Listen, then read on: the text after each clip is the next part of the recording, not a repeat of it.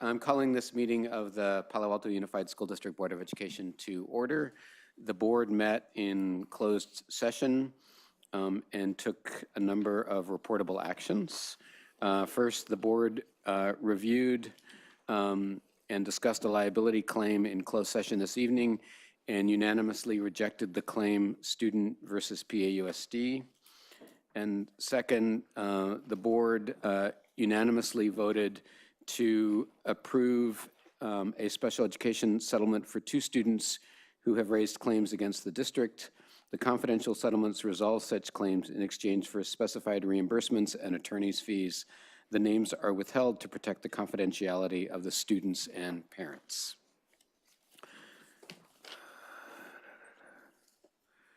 The first item is the approval of the agenda order. Is there a motion? I move that we approve the agenda order. Second. I'll remind everyone that preferential votes need to be taken first, so I'll ask our student board members. Aye. Aye. And all in favor? Aye. Any opposed? That motion passes unanimously. The agenda order is approved. Before we take the superintendent's report, I wanted to say that I think the district has faced a number of losses in recent weeks, and I want to express on behalf of the board condolences. And I also want to express appreciation to staff members who have rallied to support those who have been affected. And I think other board members have really taken note of the ability and willingness of staff members to go above and beyond in supporting those who suffered loss. So thank you. And the next is the superintendent's report. Thank you, President Dauber. I actually wanted to comment on one of those losses in particular. So last Sunday, January 7th, we lost a very dear and beloved teacher to the school site and the community, Mr. Larry Wong, 5th grade teacher at Barron Park. Just a few notes on Larry Wong. He started teaching in Palo Alto in 1995 at Duvenick Elementary School. In 1999, he moved to help reopen Barron Park School, where he's been a beloved teacher ever since. Prior to teaching in Palo Alto, Larry began his career in teaching in 1983 in the San Jose Unified School District. Larry touched the lives of so many children over his career, and he is so very much missed and warmly remembered now by the staff and the community. Our thoughts and our deepest sympathies go out to Larry's wife, Elizabeth, their 2 children, Philip and Elizabeth, and also the school community who is really grieving his loss. And thank you to the school community for the way they stepped up and supported the return of those students and the plans that were in place, as you mentioned, to make sure that there were abundant services wrapped around that school community. So really want to acknowledge that passing. Thank you. And just briefly, last week I've spent time at Jordan Middle School and JLS Middle School and just had a return to the excitement and the energy of being in the middle school and the engagement of the learning in those classrooms. So I want to appreciate those principals for spending the time and also the teachers for welcoming me into the classroom to have the benefit of being with 6th, 7th, and 8th graders again, which is a really fun place to be. That's my report for this evening. Thank you. Thank you. And I just wanted to also, on a personal note, Larry was my son's 5th grade teacher, and it's a really devastating loss. He was a really central part of the Barron Park community, and it's a terrible loss. So thank you for responding that way. Next is student board member reports. Mr. Islas, you want to start? Great. Good evening, everyone. So this month and next month, it's going to be a packed few months. So starting off on January 22nd through the 26th is going to be Quad Globe. It's going to be another Coachella-like, or Quadcella, sorry. Bands will be playing and students will be dressing up every single day. The Winter Rally is on January 3rd, staff versus students basketball game. The prom's location will be announced at the rally. Cheer and dance will also be performing. Game of Thrones is January 26th through the 28th. You can look on pally.net for more information. The show will be on Saturday, January 27th at 7 p.m. The tickets are cheaper than a movie ticket. It's $10. That's great. Are you juggling? No. No, I couldn't for my life. Camp Unity has a committee in ASB, and I'm part of the committee. ASB is having a fundraiser, Inspire Redefining Innovation. There will be guest speakers, and we would love for everybody to go. ASB's website is going to be coming out February 1st. ASB will also have Valograms on sale from February 2nd to February 8th. We are planning to sell 350. Club Days on January 2nd. And last Saturday, Pally played Gun, and Pally won. Also, this Friday from January 19th, Pally's going to be playing Los Gatos, our biggest rivals in every sport. And it's going to be at Los Gatos. That's all. Yeah, thanks so much, Richie, and Happy New Year, everyone. So my report this week. So last week, our juniors were selling wintergrams to fundraise for their class. And on Saturday, I know Richie just said, we had our annual Silent Night Pally versus Gun basketball game. And while you may have heard that Pally won, you may not have heard the Gun did a lot better than they did in previous years. Yeah, it's progress. And one tradition that we have, at least one thing that we did this past game was, upon scoring our first double-digit point, I think it was 11 for this game, everyone at Gun erupted in cheers. Before that, for the first 10 points, everyone was dead silent. So I know it confused Richie. So yeah, yeah. If you can imagine a basketball stadium or basketball court where one side is just totally quiet until the 11th point. That's what it was like. It was great. People made posters. People dressed up. It was our Gun Sixth Man Club did a lot to promote that event, and a lot of people went. And apparently, people had a really good time. Yeah. So over the weekend, Gun Speech and Debate attended the Martin Luther King Jr. Invitational at James Logan High in Union City. It's a statewide competition, so teams from all over the state came. I'm going to recognize Gun's policy debate team. 5 out of their 6 teams made it to the top 8, and one of those teams, juniors Siddharth Jain and Arjun Prabhakar, made first place. So they had a really fun time. It was 3 days of a lot of intense debate, and I'm really happy for them. Today at school, we had our MLK Day event, lunch, and actually the coordinator, Meghna Singh, she's here today. She's a junior at Gun, and the event itself was, we created a giant poster and had an MLK quote on it, MLK's face, and we put a lot, everyone just put their handprint on to show support. We had a lot of tempera paints, and it was a really good event to get a lot of campus bonding. A lot of people came. The poster's now hanging up on our N building, and it looks fantastic. Yeah. So next week, this Friday on January 19th at Gun at lunch, we have our Gun student input lunch where we have Ms. Hendricks, Ms. Baden-Caswell, Gun PTA President Ms. Pinsky, as well as Ms. Lawrence, and myself and student body president Alvin Hom. And we're all here to bring together a big group of students to collect a lot of feedback and just learn how they feel about school and sort of to understand them and get to know students on a personal basis so you guys don't need to ask me. Yeah, I'm really excited for it. It's a lot of work has been put into it. And yeah, Ms. Baden-Caswell, I'm excited to see you there. Ms. Hendricks, you too. And Ms. Lawrence, you too. Yeah. And then on this Saturday, on the 20th, Gun High School TEDx is hosting their annual TEDx Gun High School. And because we don't have Spangenberg, it's going to be at Pally's Haymarket Theater. So every year, this has gotten a lot of attendees. This year, because it's Haymarket, maybe slightly smaller than we've had in previous years, but that shouldn't disappoint anyone. It's free. It's from 9 to 4, and tickets are online just search up TEDx Gun High School and you'll find it. There's a lot of speakers, myself included, and it's going to be a really good event, and of course, every year there's always something to learn from it.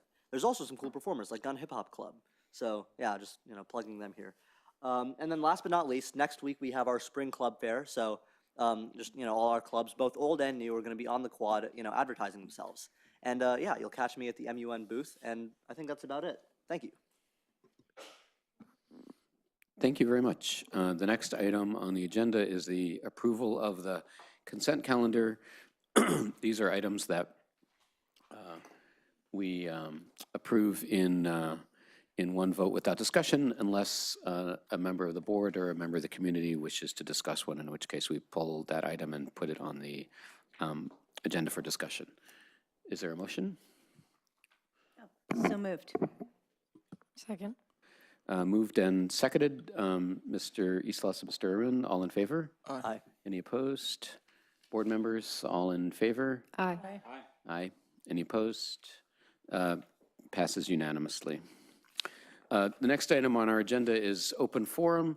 This is an opportunity for members of the public to speak to the board on items that are not agendized.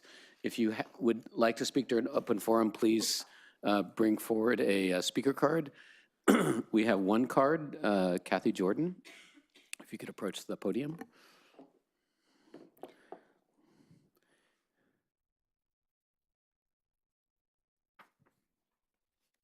And Ms. Jordan, you'll have 3 minutes to make your remarks. Thank you. In light of Martin Luther King Day, a couple quotes from Martin Luther King. Every man must decide whether he will walk in the light of creative altruism or in the darkness of destructive selfishness. We must use time creatively in the knowledge that the time is always ripe to do right. In light of the Golden Globes, Oprah's speech, the Me Too movement, the recent accusations against James Franco, I wanted to read to you something called Denying the Survivor.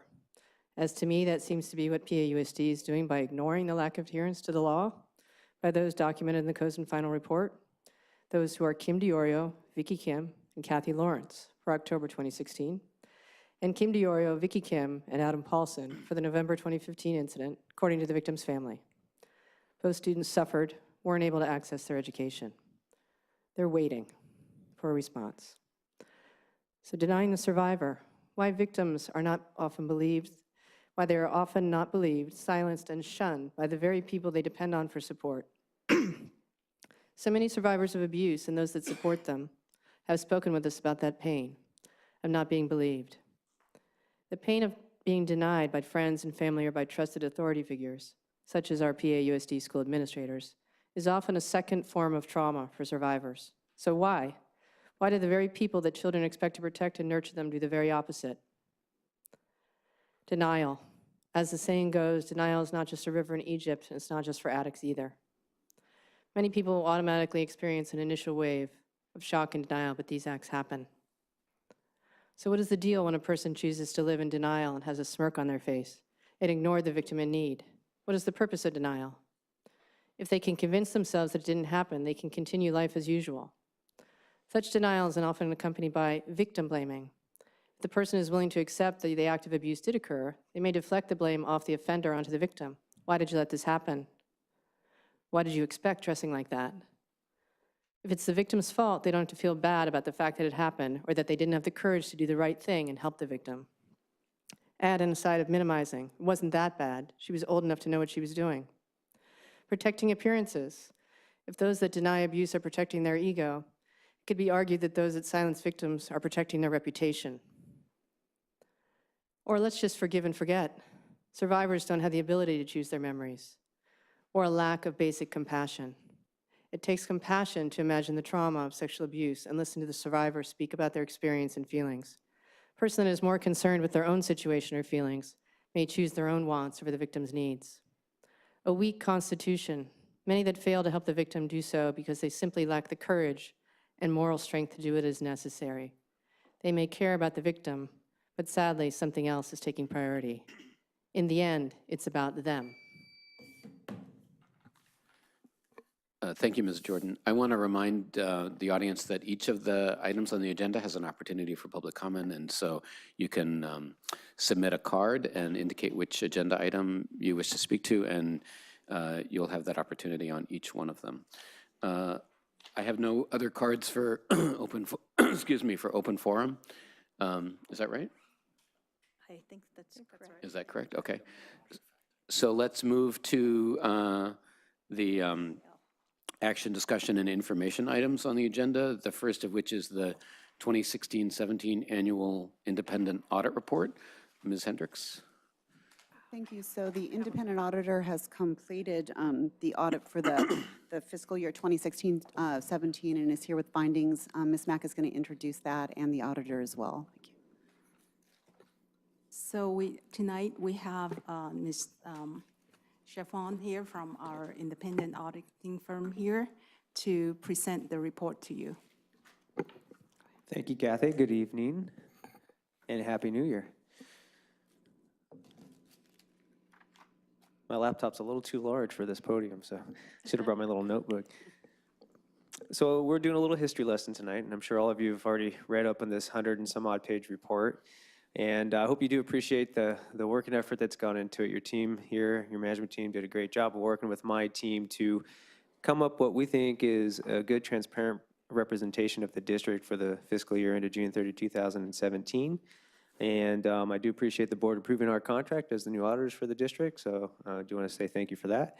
And I'm going to jump right into it because you only get to look at these government-wide financial statements one time a year, and you get to see a guy like me come up and talk about it. And we're, us auditor, accountant types, we're all kind of a little bit nerdy about it. So if I start to talk too much, slow me down or stop me and say it's getting boring.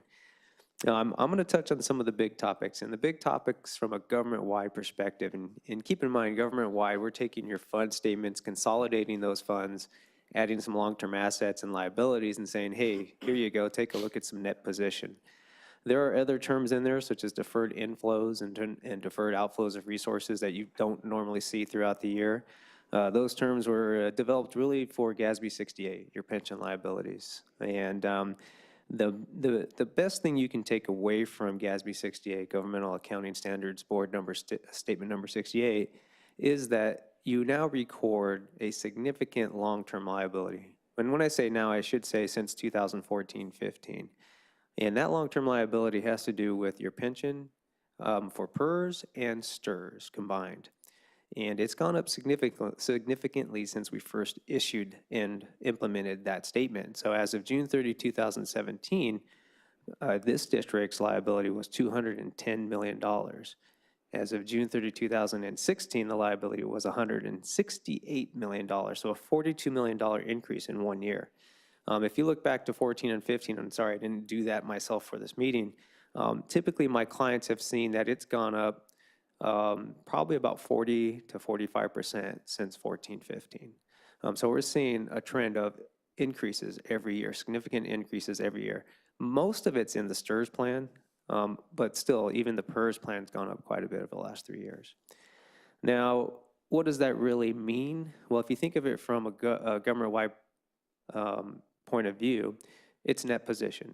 You have a deficit net position. So net position mirrors fund balance in the sense that fund balance is what you focus on throughout the year. It's your budgets, it's your forecast, it's how much money do we have, what's our fund balance. Well, when you add the long-term assets and liabilities to that, it's net position. So the net pension liability is driving most of the districts in California to a deficit net position. So welcome to the bandwagon. You're just right there with everybody else. The impact hasn't been much.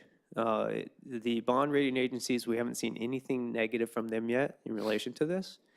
All we have seen is the increase in the annual required contribution. So that contribution that the district has to make each year for STRS and PERS has gone up and will continue to go up. And you've seen that discount rates have actually gone down. So the discount rate and the changes in assumptions, interest payable, things of that nature can impact that liability. And so we've already seen that the liability is going to continue to go up because in the last year or so, PERS and STRS have already reduced discount rates. More information for you. GASB 75 is coming, June 30, 2018. So June 30, 2018, GASB 75 is other post-employment benefits. And other post-employment benefits, that has to do with your retiree benefits, the health, the medical for your retirees, not pensions, right? So we're going to take another approximately $20 million in liabilities and add it to the financial statements, the government-wide statement of net position. However, as of June 30, 2017, your district had about a $15 million obligation already recorded based on the current standard, GASB statement number 45. 45 gets replaced with 75, the 15 million gets replaced with 20, so your additional liability will be $5 million. So you kind of got lucky. in that sense. A lot of districts don't have a current liability, I shouldn't say current, don't have a liability under 45 that's similar to 75, and they've been trying to fund it. Keep in mind that you have more control over 75, you have more control over other post-employment benefits than you do over your pensions. And so you have more opportunity to fund, or at least plan to fund, based on what your current financing needs are. So, in summary, I'm going to jump into funds a little bit and then give you a quick hit on what the actual audit results were. Net position, GASB 68, GASB 75. How does that impact your funds? Well, the annual required contributions, as I mentioned. So what does your fund balance look like as of June 30, 2017? It actually looked really good. It's been around 9 to 10%. Your reserves have been around 9 to 10% when we're looking at the, really what I like to look at is the financial economic outlook and the financial trends. And from an audit perspective, we're always a little behind, and that's why I say history lesson. So it's been 9 to 10% for the last 3 years, 17, 16, and 15. The very original projected budget that we were provided showed another 10% coming up. However, there's deficit projections for 17, 18, and again, very early budget, and we did have a deficit in the general fund for 16, 17. Please keep in mind, we consolidate your special reserve for other than special reserve fund for other than capital outlay projects, and your other post-employment benefit fund, Fund 20 and 17 gets consolidated up into your general fund when you look at the audit. So if you compare that to your internal records, you have to keep that in mind and consolidate those funds to compare. All right, now I'm going to breathe. So that's a lot of information. I don't want to keep it going too long because this is something I can talk about for a 2 days training session. So, I don't want to keep you guys here for 2 days. Here's what really matters. We did not have any findings in the audit. And I thought for sure when I accepted this engagement, the research that I put in, when we put in our bid and whatnot and went through the RFP process, that we would have findings. I looked at the prior audits and I said, there's got to be something. And so we worked towards that goal. It's not like we look to have findings because we like them, but we think that if we can find things early, we can make good, positive recommendations for improvements. And here we are today to present to you a report that does not have any modifications in the opinion letters. There are 4 different opinion letters in the report, part of the reason why it's 100 and some odd pages. And that includes a single audit report, by the way, where you spent $4.3 million in federal awards. And so therefore, there's no findings, no modifications, no material weaknesses. We didn't have any disagreements with management. And as a matter of fact, we did have management points. We actually had our first list of management points was fairly extensive, but Connie and Kathy were able to help us get through that. And we ultimately ended up with 2 management points, both of which have been cleared. One of those had to do with instructional time.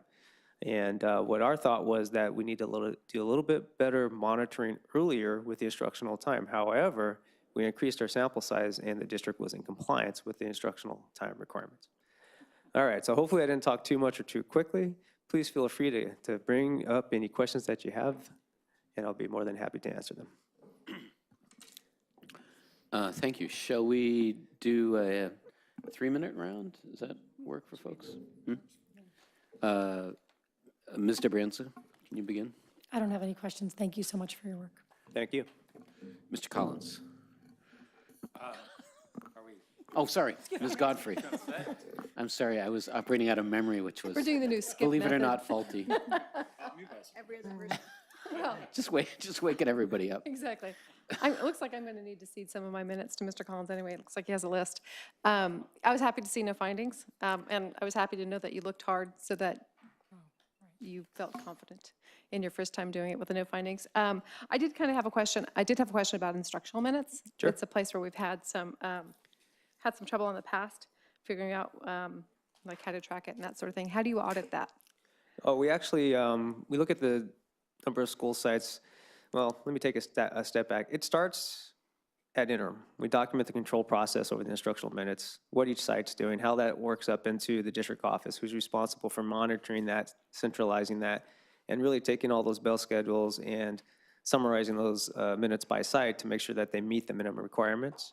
And then we typically select a sample of sites and we'll go through and actually recalculate each of those minutes and compare to make sure that the calculations are correct, and then report our calculations and the results of those tests to the client. If we find that there are errors, we bring that to the client's attention immediately, of course. If we find that there's control deficiencies, or if there's the possibility that some control weaknesses could lead to a deficiency, then we'll include that in our management point list, and then, provide services in the future to help prevent any non-compliance issues. Thanks. That was my only question. Mr. Collins?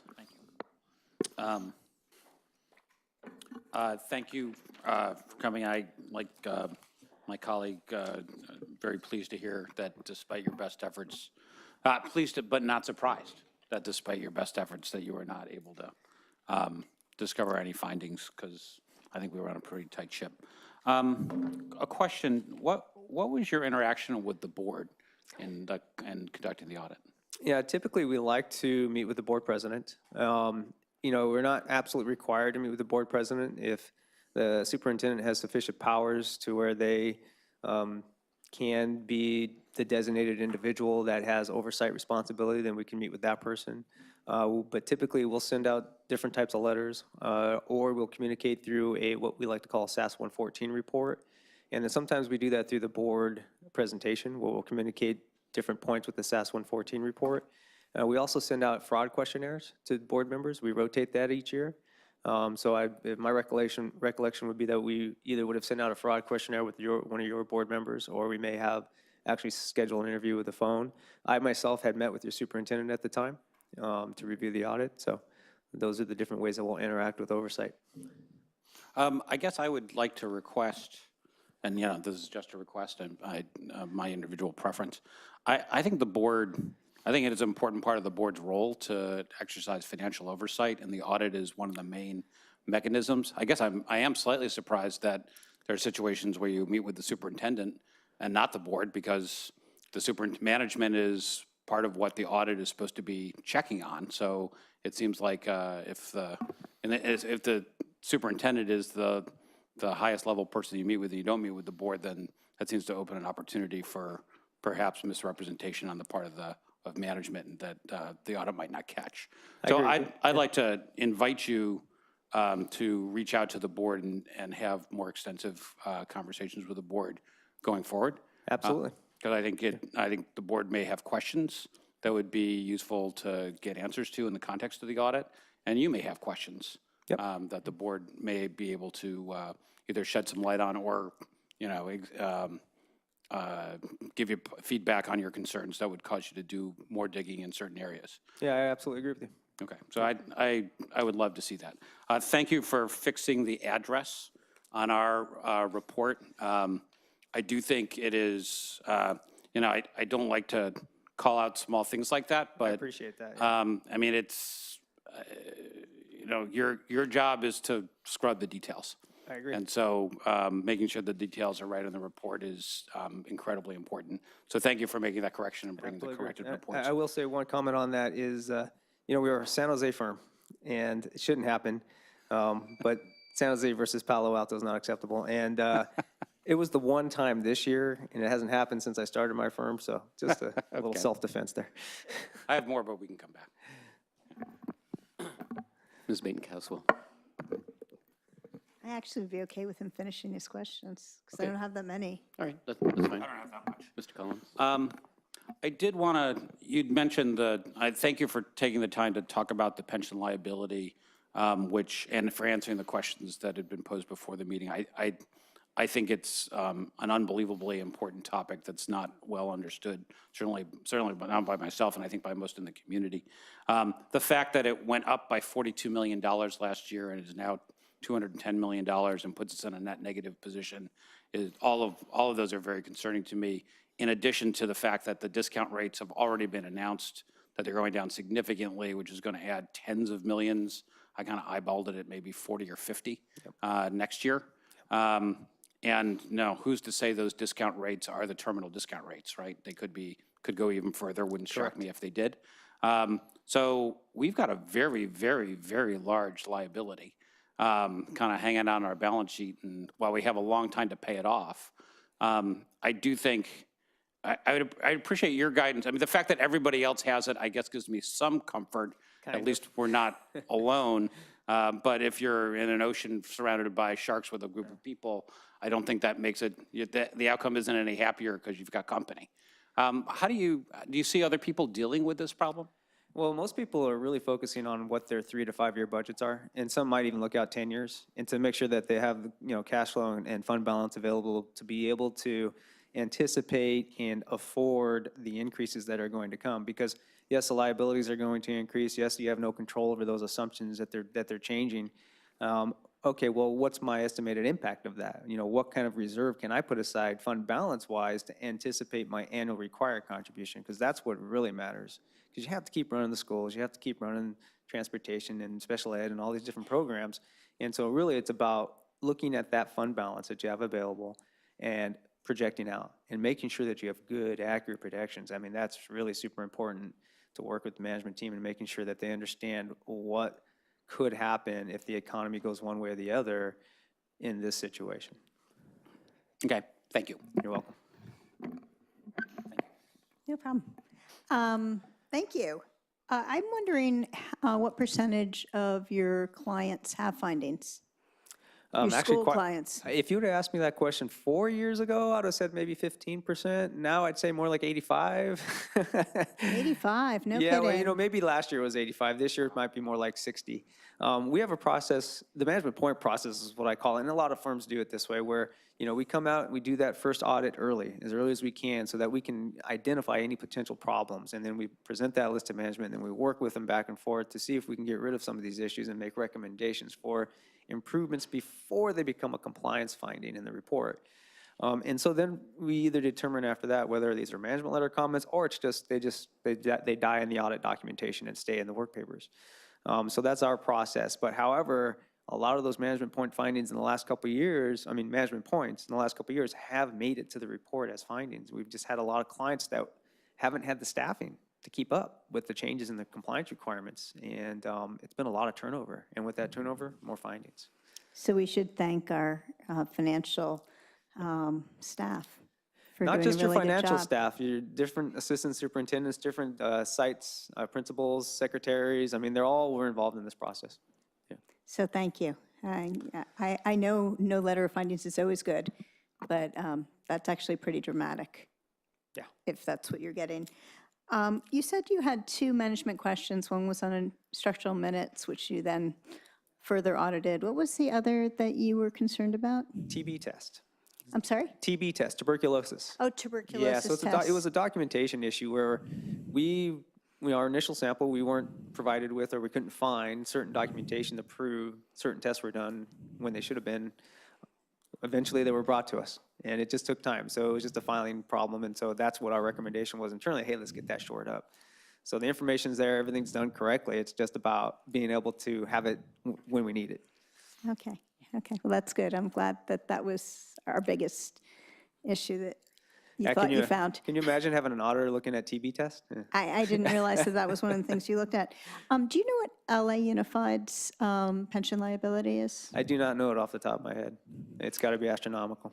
Okay, I do know it's just so big that it's no good to be with all the other swimmers when the sharks are around, but that will tank everybody.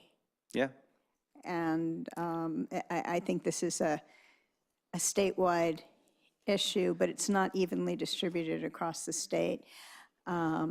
So I'm glad you talked about it in the audit. I'm glad you explained it, but I think that we're going to have to talk about this in a much bigger context. And I know that there are districts that aren't able to pay their bills now as a result of their pension costs.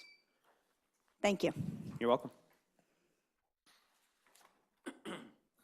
Mr. Arun, do you have questions or comments?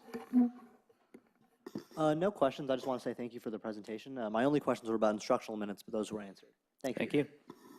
Mr. Islas? I have no questions either.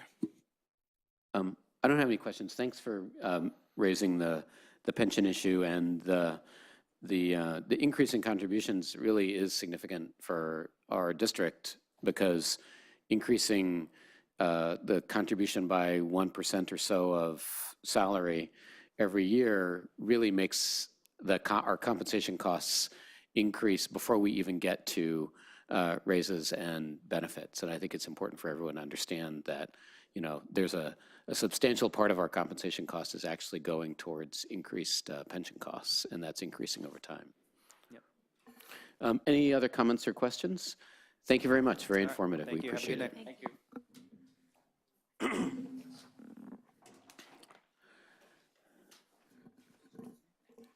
Next is the enrollment projection report, which is an information item. Ms. Hendricks. Thank you, and that is Ms. Mack as well. Well, of course, we pay very close attention to enrollment projections because of the impact on staffing, facilities, and other important factors. So we've been working with Decision Insight, and I'm prepared now to talk about enrollment trends as we see them through that, that entity that we work with. So I can turn it over to Ms. Mack. Thank you.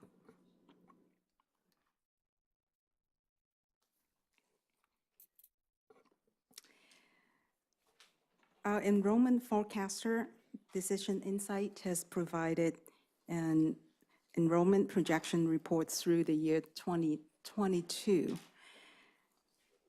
In this report, there are a few major changes from the past projections.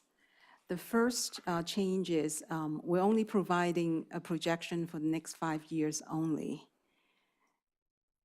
The second change is we have expanded the new housing sample back to 2006 so that we can get a more represented number for each of the housing types. The fourth change is we're seeing quite a bit of changes at the elementary level. We actually see a change in the enrollment trend at the elementary level, and then also significant growth in the West Cluster. As usual, Decision Insight provided two projections, a moderate projection and a conservative projection. For the moderate projection, the projection forecasts a 1% growth over the next 5 years. The conservative projection forecasts a 5% decline over the next 5 years. For this presentation, we're focusing on the moderate projection. So when we looked at total K-12 enrollment, you can see the moderate projection is relatively flat for the 5 years out, the blue line. And the projection is 1% growth, 130 students, increase of 130 students. So while overall K-12 enrollment remains steady, the trend at each level is very different. So at the elementary level is where we're seeing the most changes from the projections in the last few years. For this year, the DI is projecting a total increase of 296 students over the next 5 years. So this is a significant change compared to the projection last year's. Last year, they projected an increase of 786 students, so over 5 years. So you can see there's a difference of about 1,000 students there between last year and this year. Also, they're projecting a small growth in kindergarten each year in each of the 5 years, which is also a change from the projections in the last few years. So last year, the kindergarten enrollment that they projected was around 700 students. So in this projection, they're projecting kindergarten enrollment to increase slowly from this year's 785 students to 861 students by 2022. So there's on average about 25 students more in kindergarten each year. Also, when we look at the enrollment by cluster, we continue to see a decline in the north and the south clusters. But in the west cluster, this year particularly, we're seeing a significant increase. And it's mainly due to new housing projects that Stanford University is building, as well as the new housing projects along El Camino.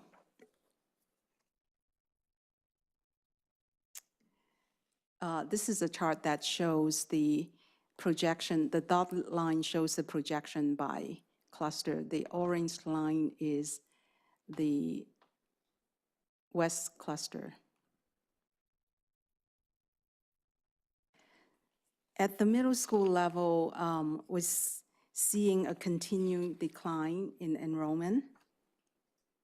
And over the next 5 years, we're seeing a total decline of 314 students, about 11%.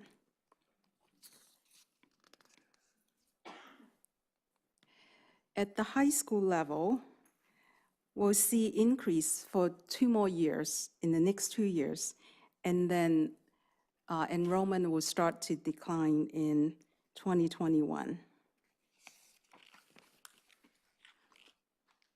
So at the high schools, the projection shows enrollment will peak at 4,250 in the year 2020, and then will start to decline after that. So overall, 5-year growth of 146 students. So DI also provided an analysis and projection on new housing developments. Details are in attachment C. And in their projection, they projected a total of 1,019 units over the next 5 years. And out of the 1,019 units, 487 units are either approved or being proposed to the city. So on the chart, it says approved. It actually should say approved as well as proposed. And then there are 532 units that are anticipated, meaning those are not, these are not projects that have been proposed to the city, but rather because of the plan that the city is updating, and they're anticipating a lot of new housing units over the next 15 years. So we incorporated that plan in our projection. The 532 units reflects 266 units in each of year 4 and year 5. So in terms of student generation from these 1,000 units, the breakdown is 416 units from the 487 units that have been approved or proposed to the city, and then 440 students from the 532 anticipated units in year 4 and year 5. And as mentioned earlier, this is based on updated student generation rates that extended the new housing back to 2006. So in terms of the 12 approved and proposed units, there are 11 projects that are in the west cluster, and then there's one project that's in the north cluster that affects Addison. So as you can see, these, almost all of the projects are in the west cluster. So if the projected students from these projects materialize, they'll have impact to the schools in the north cluster, particularly at Escondido and Nixon, where we don't have a lot of empty classrooms. So we talked about the city's comp plan that the city is in the process of updating. And in November, the city council adopted the preferred scenario, which would add new housing units ranging from 3,500 to 4,400 units over the next 15 years. And in this projection, DI has incorporated this number into their projection, and will continue to monitor the progress of this process. So in terms of budget impact, the change in the enrollment trend at the elementary level will require more teachers than what we have currently in the budget. And I did a rough calculation. So compared to what we have in the multi-year projection now, these are the numbers that additional teachers that we need over the next 5 years. So for next school year, we'll need to add 1 more teacher, and then 7 teachers in 1920, 6 teachers in the 3rd year, 12 teachers in the 4th year, and 15 teachers at the 5th year, and so on. So we'll update the projection. So I'm providing this information just to show you, yes, the projection is higher than what DI had provided in the past, but in terms of near future, we don't have an immediate impact. But definitely, we want to keep an eye on kindergarten enrollment and also pay attention to the elementary enrollment as well. So with that, I'm happy to answer any questions.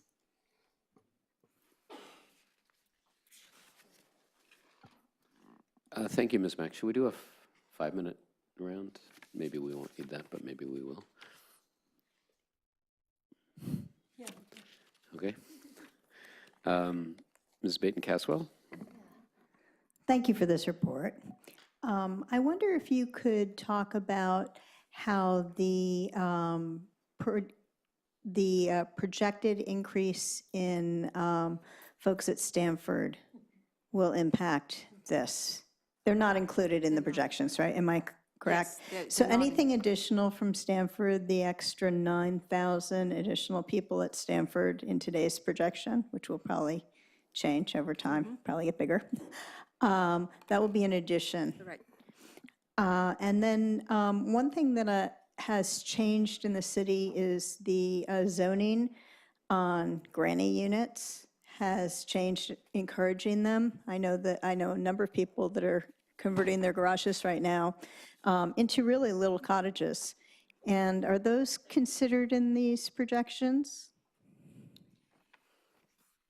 So we have been talking to city officials regarding what assumptions should we use, based on the comp plan, these various scenarios, and this is what they advise us to use. So I'm bringing this up because my contractor was over this weekend, and he said he had been at the Planning Commission, and they couldn't tell him where the provisions sort of ended on these granny units. So could you put a basement in?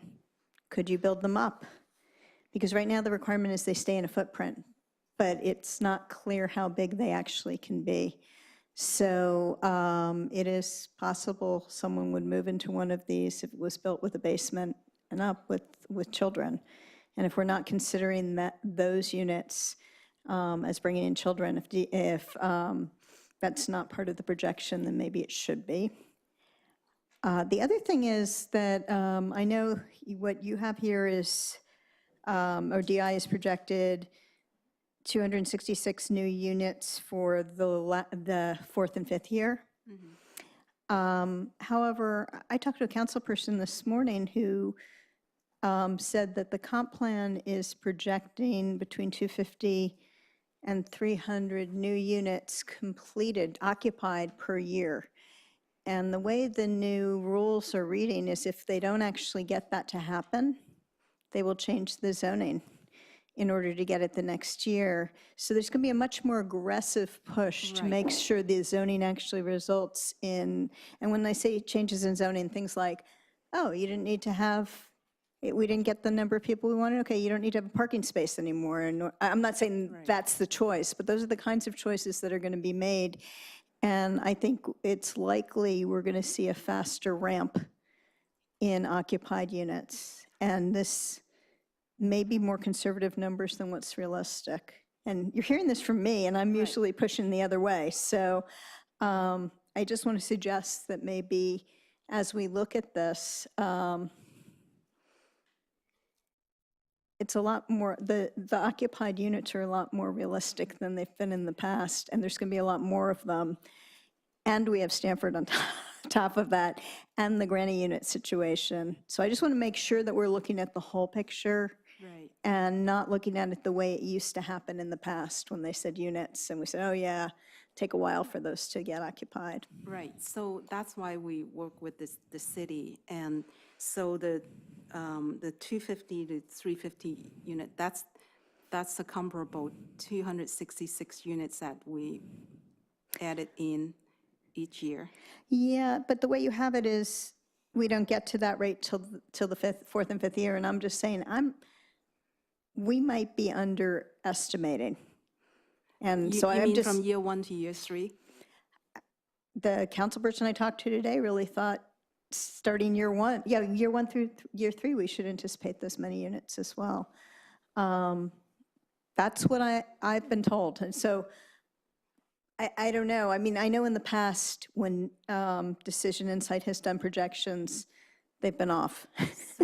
So first of all, the 266 units, that's a number provided by the district after consulting with the city. And so they think the 266 might be overly aggressive, but nevertheless, the city council had adopted that scenario, and we should use that. I will come back to me. Okay. Mr. Branson. Thank you. Thank you for this. First, let me say I'm not surprised. We knew that the comp plan was going to be coming and that Stanford's going to be building housing, so this makes sense to me. Thank you for clarifying that Stanford's not involved in these numbers yet, so it's going to get bigger once we figure all that out. I did find it interesting, for those of you that have been at this game a little bit longer, have talked about how these bubbles come up at different grades. And it was interesting to think about, hey, if our kindergarten grows more than some of our other grades, we've got this reduced class size. And so there's fewer, we need more teachers for the same amount of kids that are in kindergarten than we do if they're in 7th grade or whatnot. So I thought that was really interesting to just consider that. I'm wondering, I don't know if you have the answer to this, but the student generation rate that you said you revised or looked at from 2006 to present, is that a single number based on all of the housing that from 2006 on, or is that different numbers for different kinds of housing? And do you have those numbers? I'm just curious how they've changed from what we had last year. It's in the attachment. Oh, I didn't see can it. show you where it is. Yeah, it's in here. Okay, thanks. Okay. That's okay, I can find it. Okay. And I know that when you talked about the tremendous growth in the west quadrant, the west cluster, thank you, because it's not really a quadrant. We've talked about how some of those schools actually have some room for growth, where some are really have a lot of pressure on them.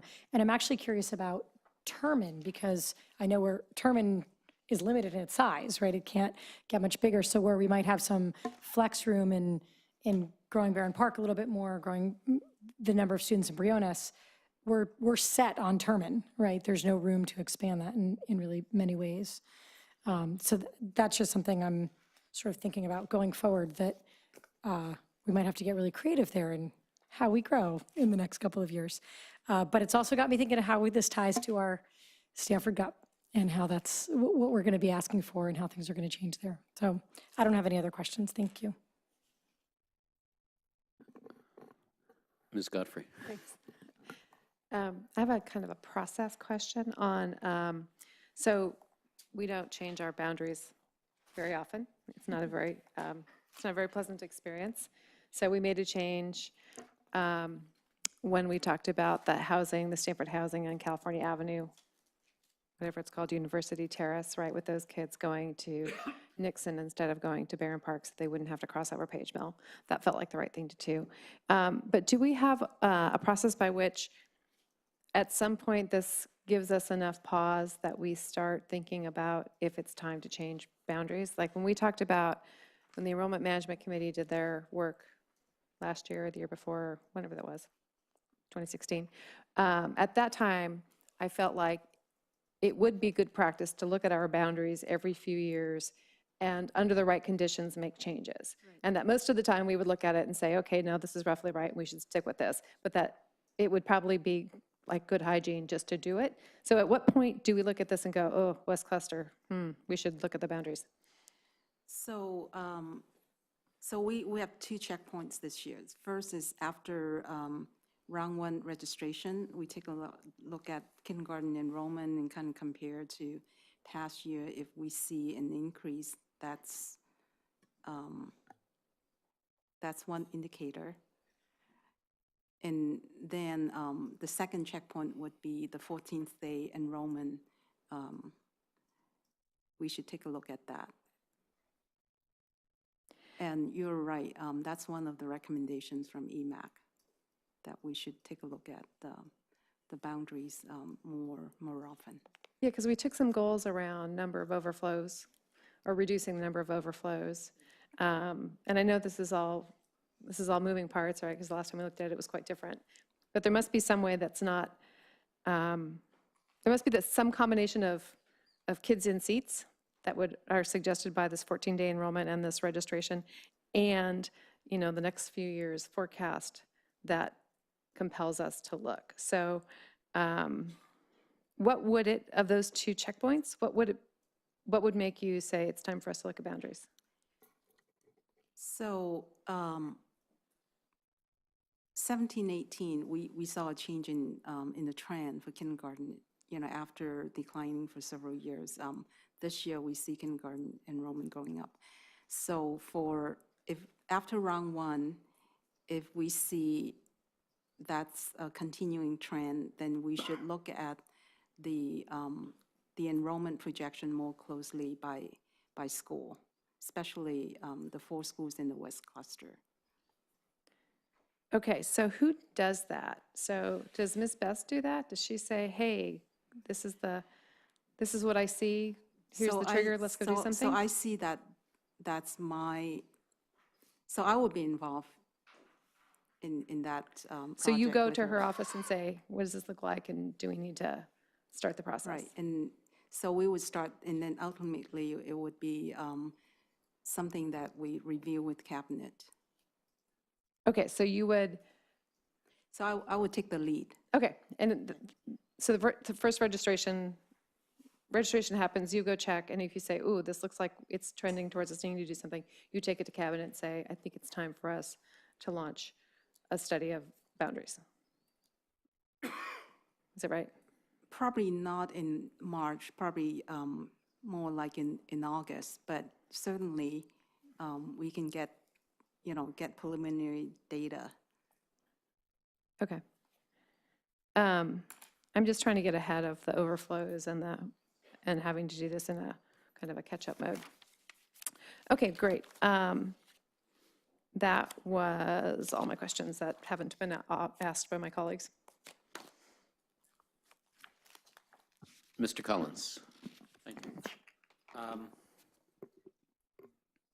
I guess I have some real technical concerns about the report that I can get into, that I can perhaps give you some feedback on after the meeting. I do think, I like the way you summarized at the end, Ms. Mack, which was that we're almost certainly fine for the near term, but almost certainly, I guess I would think we're extremely uncertain in the long term, or even the medium term. I tend to think for those of us who hope to be on the board 5 years or less, we can click our heels and be happy about this report. Because between the growth that's in the report and versus our available capacity, we're in great shape. I mean, we're not going to run out of room. We got a 2 schools worth of additional capacity if we put all the rooms to work. But that's not really, I mean, I think in the longer term, there's a real uncertainty that is somewhat captured in this report, but I mean, maybe not even dramatically enough to Ms. Betton-Caswell's point. I did want to point out, I mean, where this leads, I don't know if people have heard about the situation in Los Altos K-8 school district. There was an article in December about their effort to buy the old Safeway site on Cal Ave near San Antonio Road. They are expecting to pay between $9 and $10 million an acre for a 9-acre site, so over $100 million, to build one single school.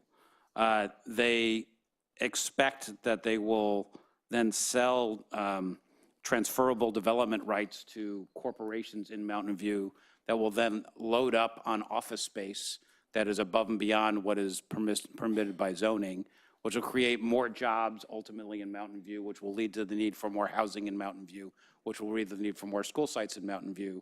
And I think you get the picture. But unbelievable, I mean, they're talking about taking this by eminent domain, and I mean, it's it's something well beyond anything we've ever contemplated in our district. And this is literally next door. So I tend to think that while we're probably in good shape in the near term, in the long term, things could get very, very complicated and expensive, well beyond anything we've ever considered. And I guess my takeaway from it, I'd be curious if you thought any differently, is the strategy would be to hold, the thing in short supply is school sites. And, you know, while 2 years ago I was advocating, hey, we could probably do things to let school sites go, build teacher housing, do various things that put our sites more to work.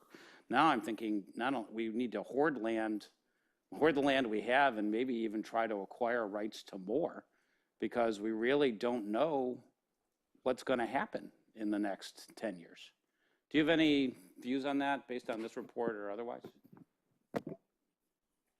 I agree with you. Okay.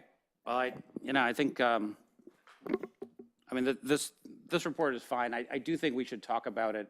I wonder, because our enrollment situation is becoming more complicated, I am beginning to wonder if the approach we've chosen with DI actually serves us best. We changed over to them a number of years ago. I think there are limitations to the way they approach their work. It's not, it's fine, but it may be that we want to revisit how we get this done. So we might get reports that we can perhaps do more with. But I don't think that's a discussion for today. We have plenty of time to revisit. I do also want to associate myself with Ms. Godfrey's comments about boundaries. I do think revisiting boundaries is awfully important. And in addition, one other EMAC recommendation that didn't get picked up is it would be awfully useful if we, instead of talking about the West cluster, we started talking about quadrants and divided the West into its 2 segments, one of which is packed to capacity and the other which has plenty of capacity and is shrinking. And so treating them separately, I think, would serve us well in terms of forecasting available capacity and need.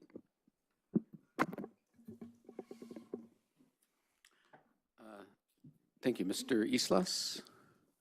No, I don't have anything. Mr. Roon? Yeah, thanks so much for the presentation. I do have one question. So I know you have enrollment projections for the West cluster, the North cluster, the South cluster, and then you have overall high school projection, overall middle school projections. Is there any way to get projections school by school, or at least area by area, like for high school, middle school, and elementary school? We can drill down to school by school, but remember, this is a projection, so Right. the more detail we get down to, The less accurate the it less, would be. right. Mhm. Right. Okay. Yeah, thanks so much.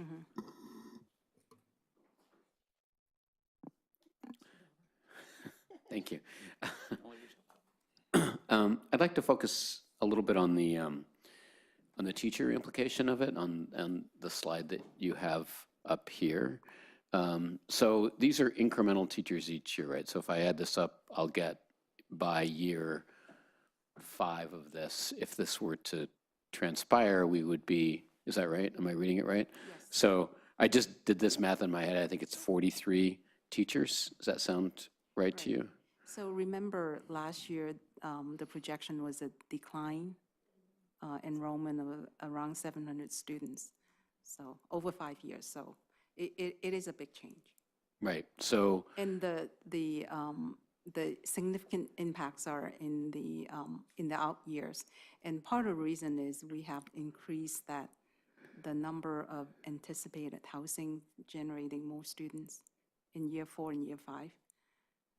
So that's one reason. so 43 teachers is about $5.5 million, maybe more. No, probably more like $6 million. Yeah, about 130,000 each teacher, yeah. So we're talking about the possibility of $6 million increase over what our current budget projections are by year 5. Right, by year 5, correct. So that has a very significant effect, obviously, on our, on the budget projections for those years. And I think we're going to be discussing this on Thursday at the budget session, but I think it really underlines the need to ensure that we have the fiscal capacity to actually employ those teachers if we need them. Before we contemplated the possibility of increases, we were going to have a discussion about whether we wanted to draw down teachers in order to deal with the budget issue and maintain class sizes. But what an increase in teachers without the ability to pay for, the increase in students without the ability to pay for more teachers really means is an increase in class size, right? Yeah. So I think that'll be something that we really need to focus on in our discussion.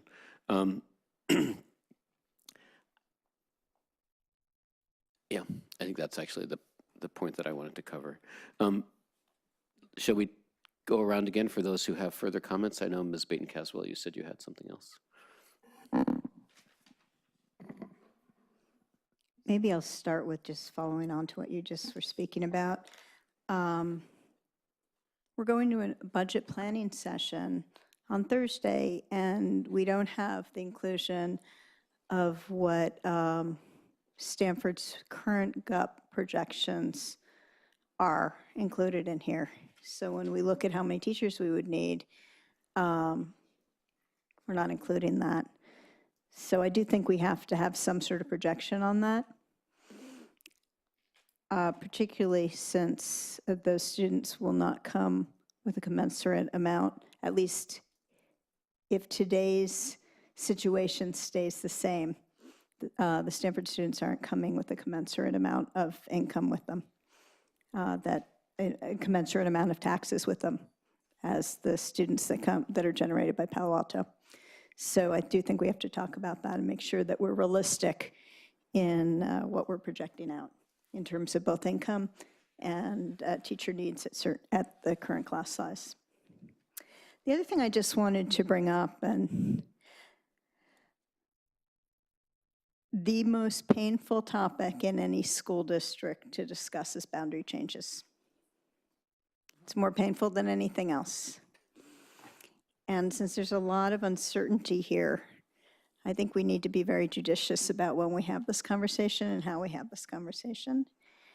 And I also want to encourage us, if there are small changes that might be made without creating a lot of angst, to think about what they are. Like when we changed the boundary between Addison and Walter Hayes, that wasn't a major issue because it was just a couple of streets and they were in the same cluster, and that didn't feel painful. In the old days, I lived near Lincoln. In the old days, each side of Lincoln, it used to change sort of regularly who was going to what school, but what didn't go way beyond that. And some little tweaks like that at first might be something to think about as well, rather than to go through throw everything in the air and start again, because that really, really stresses people out. So I don't think we have to have that conversation yet based on where we are, but I think we should think about it.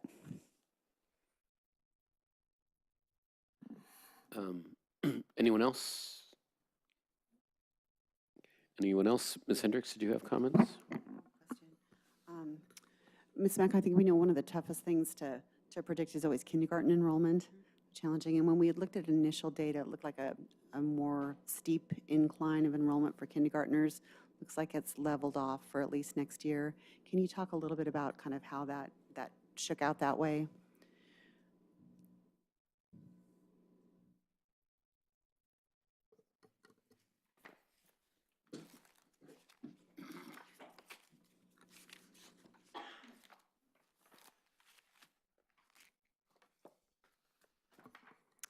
So if we look at the actual enrollment numbers in attachment A, we see kindergarten enrollment declining gradually for the past four years or so, 4 or 5 years. So now, because we have a small increase this year, the DI is adjusting the formula to show some growth in the next 5 years. So they have changed the formula, the forecasting formula to do that.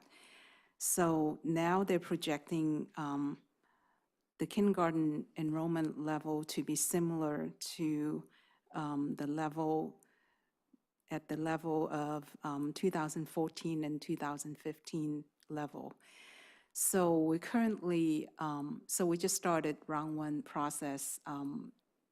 The end of round one is around mid-February. So by then, we'll compare that number to the past 3 years to see where we are.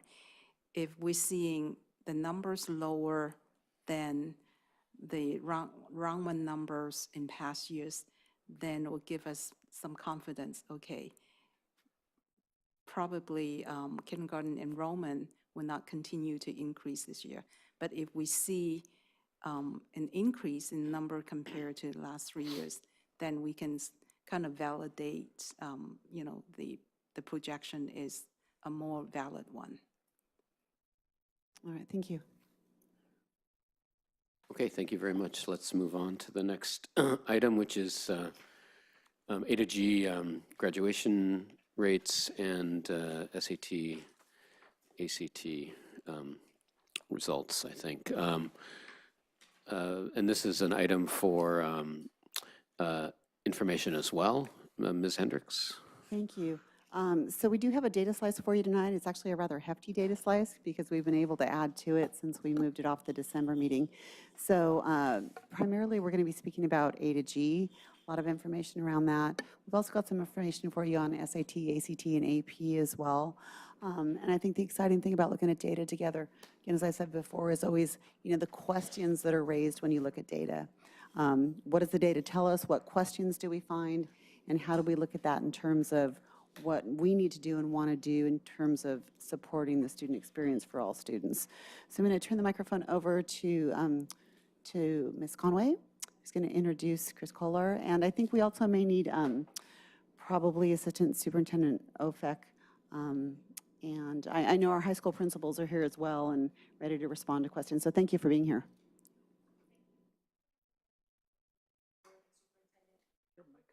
Your mic might be off. Got it.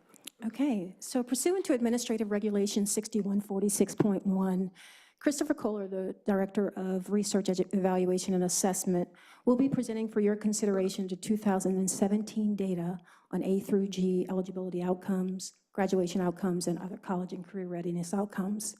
I am requesting that the board view this data as both an indicator of the progress that we've made in implementing A through G, as well as an indicator of the work we still have to do regarding the completion of A through G graduation.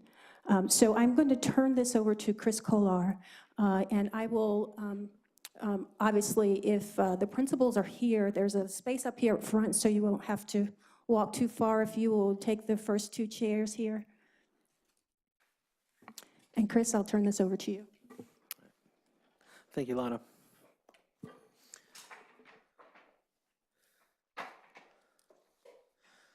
Good evening. I'm happy that after multiple attempts at scheduling this, that we are finally able to talk about it.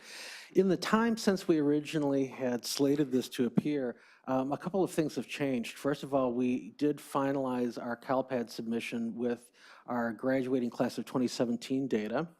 So that's stable. The other thing is that in December, the California Department of Education released the revised set of school dashboards that included, for the first time, the new college and career readiness indicator. So we're going to be talking a little bit about that. We'll talk first about A to G, then we'll talk about the college and career indicator. And I wanted to roll it into one general concept, which is to think about the process by which our students are prepared for their post-secondary experiences. You may or may not recall, the slide here shows the way that the UC-CSU system has divided up courses into 7 categories. And what they have talked about, and this is one of the things that I want to start to shift, we talk a lot about our A to G graduation requirements. I think that it's important that we be more precise, and we talk about our graduation requirements, and that we talk about A to G eligibility. I think a lot of the confusion in the discussions that we've had over the past couple of years has been conflating our graduation requirements, which, while aligned to A to G, the A to G categories are not the same as the A to G eligibility requirements. So I'm going to be trying really hard during this presentation to use the right one at all times. Flag me if I don't. So, one of the things that's happened that's made this year particularly exciting is the district is moving forward, and we're beginning to look at the first graduating class under the new set of requirements. So this is going to be an important year. It's going to be a benchmark for us as the changes to the graduation requirements that were passed, I think, in 2013 are taking effect for the seniors graduating. The other exciting thing for me is that our district reporting timelines now align with a new set of CalPADS deadlines that really accelerate the availability of information. CalPADS is no longer reporting things in arrears quite as long after such a delay as they used to. And so what we're going to be trying to do is make sure that we are releasing information in meetings such as this at the same time that that information is going public through CalPADS, so that we do not have a disjunction between the things that you may hear about here and the things that may appear on the state website a couple of weeks later.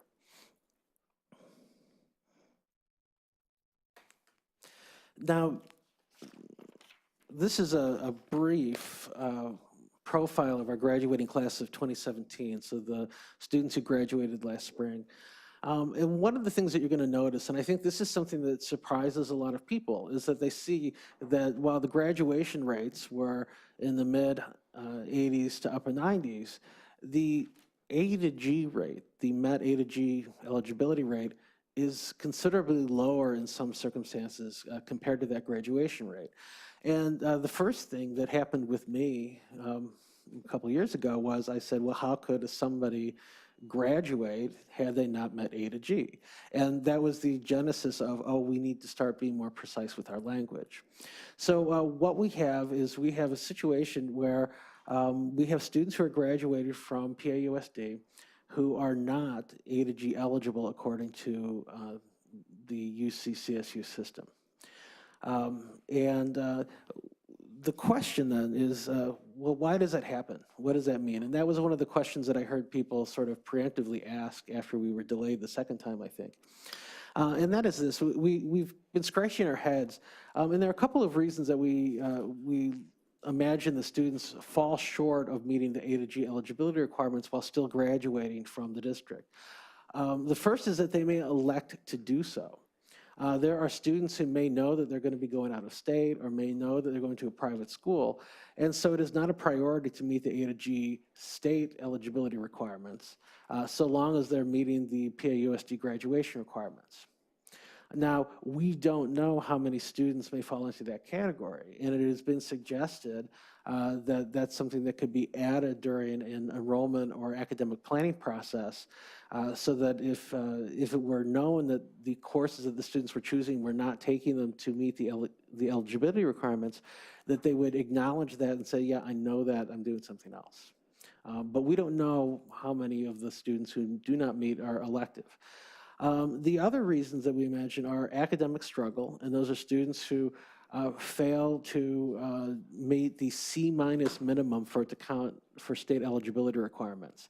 That's one of the differences between our graduation requirements and state eligibility requirements, is that for the purposes of diplomas, a D grade is considered passing by the district, whereas for A to G eligibility, the student must pass with a C- or higher.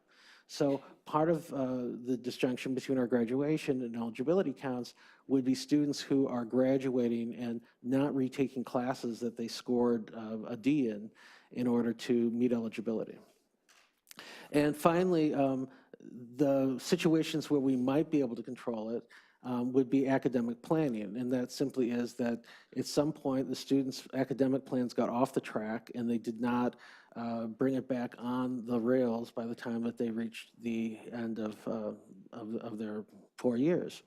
And I put those up there. We do not have a firm idea of what the proportions are between those three groups and the number of students who may be graduating without A-G eligibility for other reasons. So that's something that I think that we could, as we've had this discussion, that we want to continue to look at that and maybe talk to some of the people in the event that the board is interested in knowing those outcomes.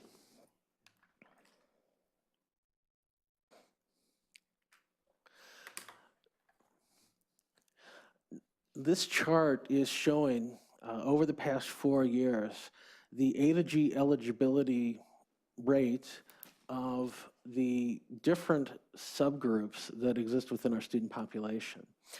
This is something that I think we've talked about before when we were looking forward to, A to G taking on a greater role as it became the requirement.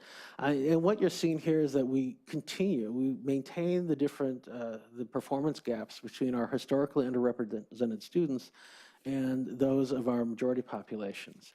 Now, what is interesting is that you'll see that our Black and Hispanic students, the rate of their median is going up. And I think it's important to note that because it was not officially the graduation requirement, it wasn't necessarily something that they were planning, as an outcome, trying to accommodate. So, we may see more of a shift then as it becomes something that everybody needs to meet, in order to get to the door. But, so I think that's one of the concerns that we have in a lot of areas, which is the differentiated outcomes of students based upon their membership in certain groups within the district.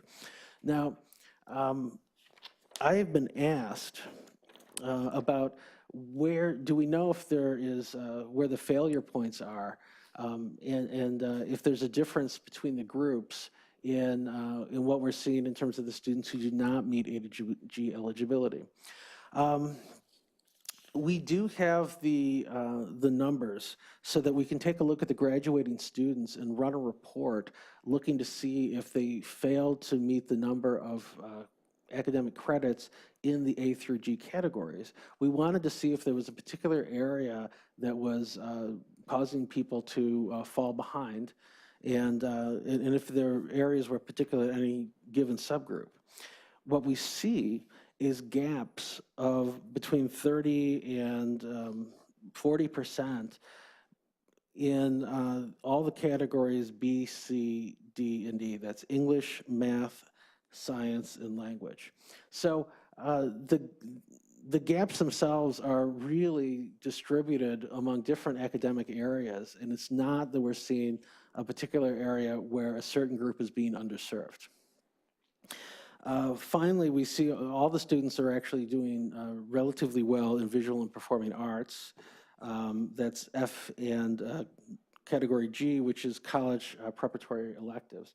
So I think that one of the things, and this is going to loop back around in a few minutes, is going to come back down to academic planning and discussions of, making sure that the students are deliberately moving forward in order to meet the state expectations for college readiness.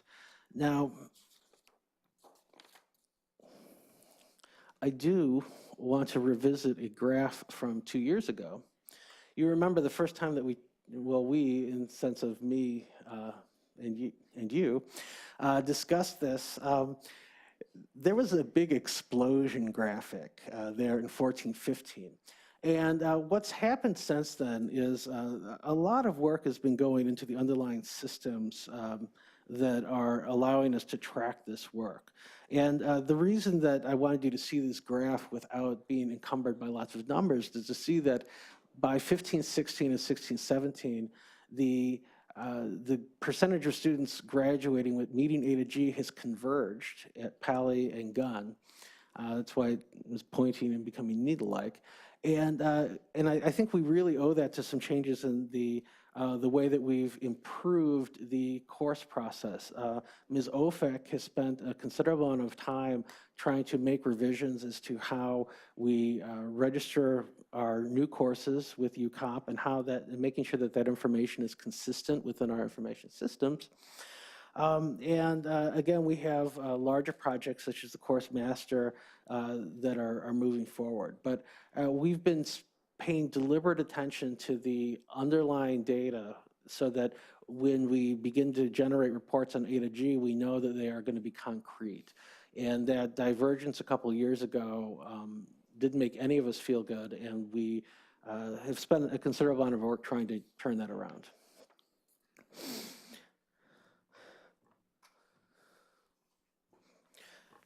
Now, I think one of the important things I don't want to gloss over is that another thing that Ms. Ofek did is that courses submitted to UCOP are submitted for both schools at the time of submission, so that we're coordinating our record keeping and our data on those courses between the two campuses.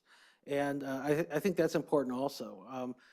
A lot of times we have courses that may look the same but have a slightly different name between the campuses, and that's where we began to see some of the issues.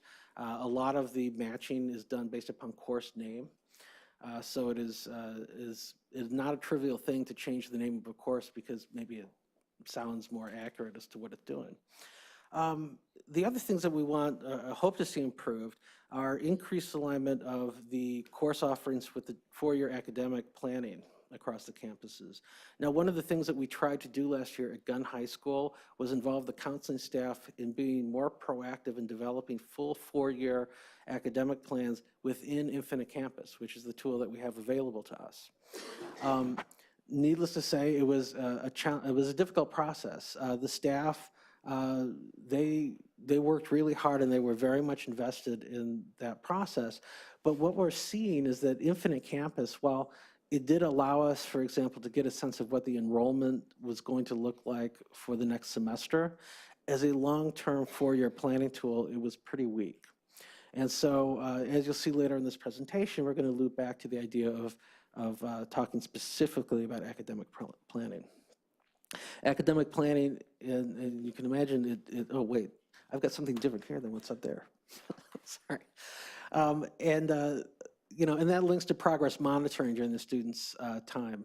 And I think one of the things that we're all interested in is if this information has now been cleaned up and is ready to go in IC, do we have a process by which it's going to throw up a flag if it notes that a student is in danger of not meeting A to G eligibility by the time that they graduate? That is something that we dream about and something that we need to talk to Infinite Campus about, and as well as other IC schools around the state. But that is one of the things that we want to, that we've actually talked about and we want to be able to instantiate before this is all over. Now, in December, CDE released the updated school dashboards, And they included for the first time college and career readiness indicators for our high schools. And I think that if you did not know about what was coming down the pipeline, it was a bit surprising what you saw on those dashboards. First of all, CDE's definition of prepared is very specific in terms of their definition of outcomes that qualify a student as being prepared for college. It includes the things that are up on the screen. Now, interestingly, something like career and technical education pathway completion also requires either a credit of dual enrollment with a college class or concurrent enrollment, as well, or performance minimums on the SBAC test. So the SBAC scores are beginning to show up in some of these measures of district accountability. Okay. Students are considered prepared also if they score at level 3 on both the ELA and mathematics sections of the SBAC. And the numbers on the screen show that of our students, of our graduates who met the definition of being prepared, this just gives you an idea of what percentage of those prepared students met it via those different courses. So you can see that our students did not meet the level, the definition of preparedness because they were enrolled in concurrent coursework with colleges. A lot of our students met it because they scored 3 or higher on 2 AP examinations. And finally, the straight up meeting of the course requirements plus one of the following. So you meet the A to G course enrollment and you score well on the SBAC or take a semester of dual enrollment or get 1-3 on an AP, qualifies them as prepared. Sorry, I keep hitting the volume, which is not moving forward. Okay, thank you. And so here are the numbers that are on the CDE dashboard. Now, when you take a look at the college and career readiness indicators, they're different than some of the other dashboards, and that is because we don't have the colorful pies. The colorful pie indicators are a combination of our performance as well as the change over time. And since this is the first year we're reporting this indicator, there is no metric for change. So what I am showing you, though, is the performance levels of the different students and subgroups through the district to give you an idea of how well we're doing as far as the state of California is concerned.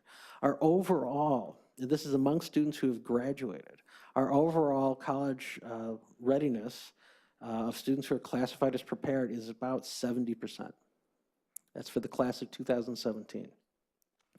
You can see that for our historically underrepresented students, our African American, our Hispanic students, as well as our low socioeconomic SED students, that we're now in the neighborhood of between 20 and 30%. Students with disabilities are also under 20%, and English learners are slightly better at about 60%. Now, this is, I don't know, I can't read the looks on your faces as to whether this is a surprise or not, or you probably spent all Christmas break looking at it. But I want to talk about what these numbers may mean to us, looping back to how we talked about A to G and some of the other measures that we talk about with respect to college preparation. I turned this off somehow. Thank you. The main takeaways up to this point in the presentation are that we've improved the technical ability to meet both new state timelines and data reporting requirements, and it's making our ability to generate an accurate picture of where our students are and how they performed all the easier. We've seen a continued increase in the percentage of our students who are meeting the A to G eligibility, and we see which is likely a result of them being counseled to meet the new graduation requirements, while at the same time meeting the state performance expectations. We're going to attempt, my department is going to be looking with the counseling staff at the high schools to begin to have an understanding of the students who graduate who do not meet A to G, to get an idea if there's a profile of them. Again, we don't know how the students break down into those 3 hypothetical categories of students who are intentional versus derailed. versus ill-planned. And so we want to get a sense of what is happening with those students. And the last one, we should work on ensuring all students are aware. That comes back down to the academic planning. Right now, we've started, like I said last year, an attempt to use Infinite Campus to do four-year planning. And I think that this is an opportunity for us to take a look at some of the district's more significant needs. Okay, and there's a slide that I thought was coming up that's actually much later. And so as we talk about academic planning, what I want you to keep in mind is that this is something that has been discussed in the 3 years since I've been here in MATD. Okay, and it's showing, MATD is showing up again in this presentation because there may be differences in opportunity to engage in academic planning that helps students meet these criteria for prepared or A to G eligible. Now, quickly, what I'm not going to be doing about the standardized testing is dropping a lot of data into slides tonight. What I want to do instead is show you a few things. For example, we still are performing very well compared to the state in the SAT, and you'll notice that the SAT has recalibrated this year. So that jump is both here in Palo Alto as well as statewide. Now, we continue to see performance gaps in the SAT between the different student subgroups, and that's what this chart is showing us right here. This is 1 year only, but it looks very similar to the graph that was in the presentation last year. And so we're not really closing gaps between the different groups in terms of the standardized testing. We have seen, again, an increase in ACT participation. One of the things that happened this year was Dr. Argumedo's department worked on helping any students, and I think it was our HUR students, who wanted to take the ACT could take it, and we had grant money to cover the cost of that.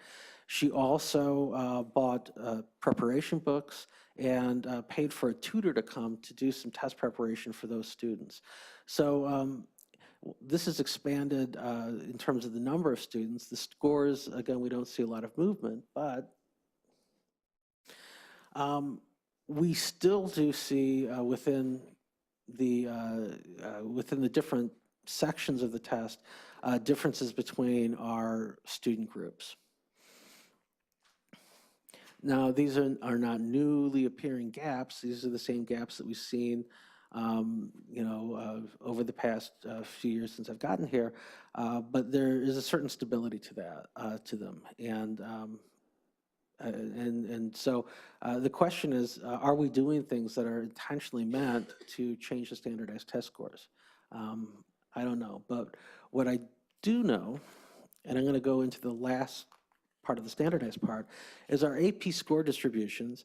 While our students perform exceptionally well on the AP test, and 3 is considered passing, if you take a look at performance by subgroup, we do see that the mean scores by our racial ethnic groups do differ. Now, what we're not talking about here is the number of students taking the AP exams. And I think that what I'd like to do is focus a little bit less on the examination and a little bit more on the takeaways there on the 3rd bullet point. That is, we begin to look at the achievement gap. And this is, the accumulation of years of MATD discussions and people doing their dissertations. I think that it's time that we begin to look at collaborating with the equity coordinator and the equity plan and understanding AP enrollment and opportunity. Dr. Haxton texted me to remind me before I came on that the research says that it's not the AP scores, but the AP enrollment and performance in those classes that are more indicative of college readiness among students. And I think that that relates back to the second item under that, which is we should pay attention to the course-taking patterns of our students. The A to G eligibility requirements, one of the ways that students can fail to meet A to G eligibility is because they get onto a path that doesn't take them to that goal.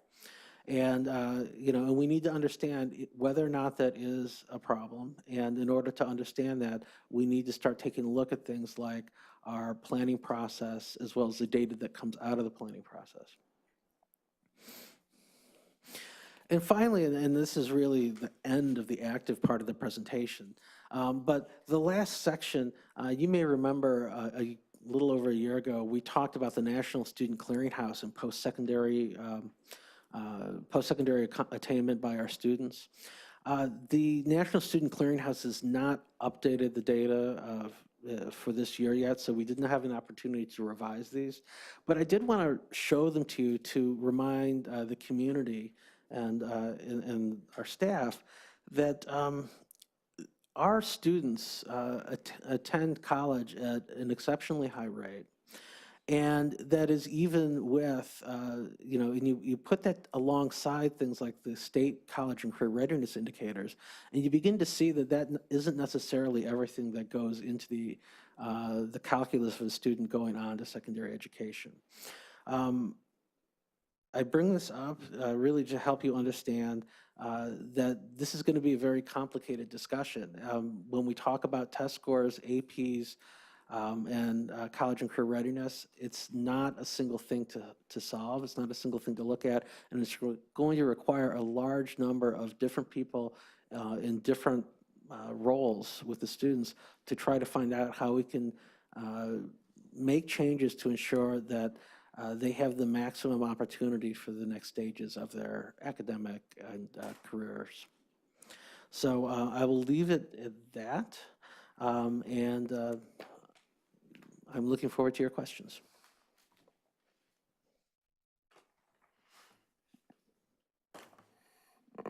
Thank you. Let's begin with Mr. Collins.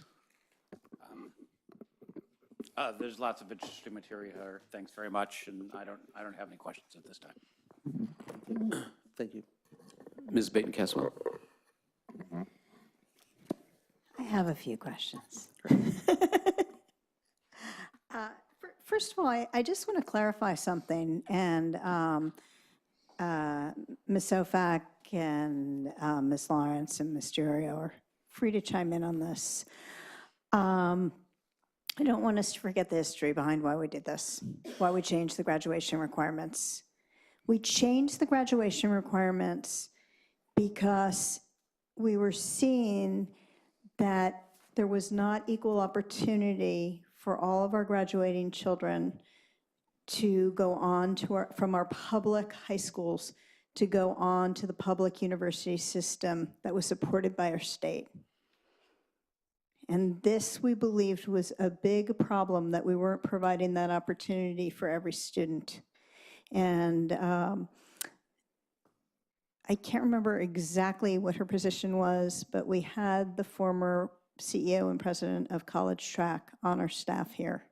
And she felt that not having this opportunity and not steering our students to this opportunity closed doors rather than open them. If a child decided after having this opportunity that they weren't going to apply to one of the public universities, that was their choice. But we wanted to make sure that we gave them every opportunity. The board wanted the A through Gs to be the graduation requirements. And this woman pushed for it, very strongly pushed for it, went to the mat, was in tears at board meetings, was in tears at certain meetings at the individual high school. Our teachers and administrators didn't think we were ready to do this. And so the compromise was a D rather than the A through G completion. So it was the same classes, but a D instead of the C minus or above. Our intent was to give our students as much opportunity as we could, though. That was our intent. Our intent was that if you weren't going to follow this path, that you would have to go and have conversations about why you weren't following it. Our plan, and I know it was executed because I had a child in the high school at the time, was that advisory discussions were going to be about the A through Gs and how important they were and making sure they were in your plan. If we didn't hit that, I don't think it was for lack of intent. I think it was we need to figure out where things break down. But I don't want anyone here to think that our intent wasn't to do this. And it's not that many years since we made this decision, so I don't want this forgotten. Our kids don't know where they're, the ones that are college going don't know where they're applying until their senior year. Our really smart kids who have every opportunity don't know if they're going to a public university or even applying to one.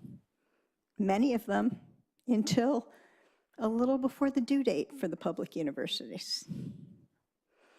Please let's not talk about a situation where we're going to track kids early on to whether they're going to public universities or not.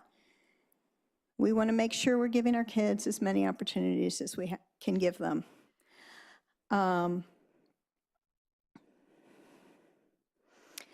I have talked to the president of the State Board of Education about the dashboard around college and career readiness, and he has told me that it's not fully baked. That right now college and career readiness are combined. Eventually they're going to be separated out. We need to be really careful that we don't set up a system to hit them as a block. When unless we really believe that there's a reason to change from giving every student the opportunity to aim towards our public university system and then make their decisions afterwards, unless we really have that conversation, decide that's the right thing, let's be really careful about decisions that we make. So that's my commentary. Now I'm going to ask a couple of questions.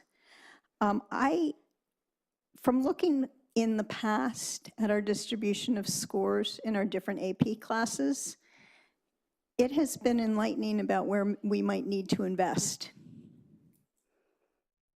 We really need to break it down that way. It's not just about, come back to me.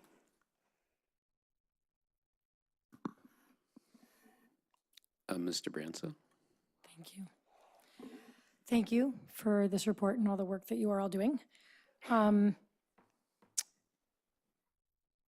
It is nice to see some of this alignment and how we're talking about stuff and making sure our language is the same, because we obviously can't improve on something if we don't have an accurate picture of what's going on.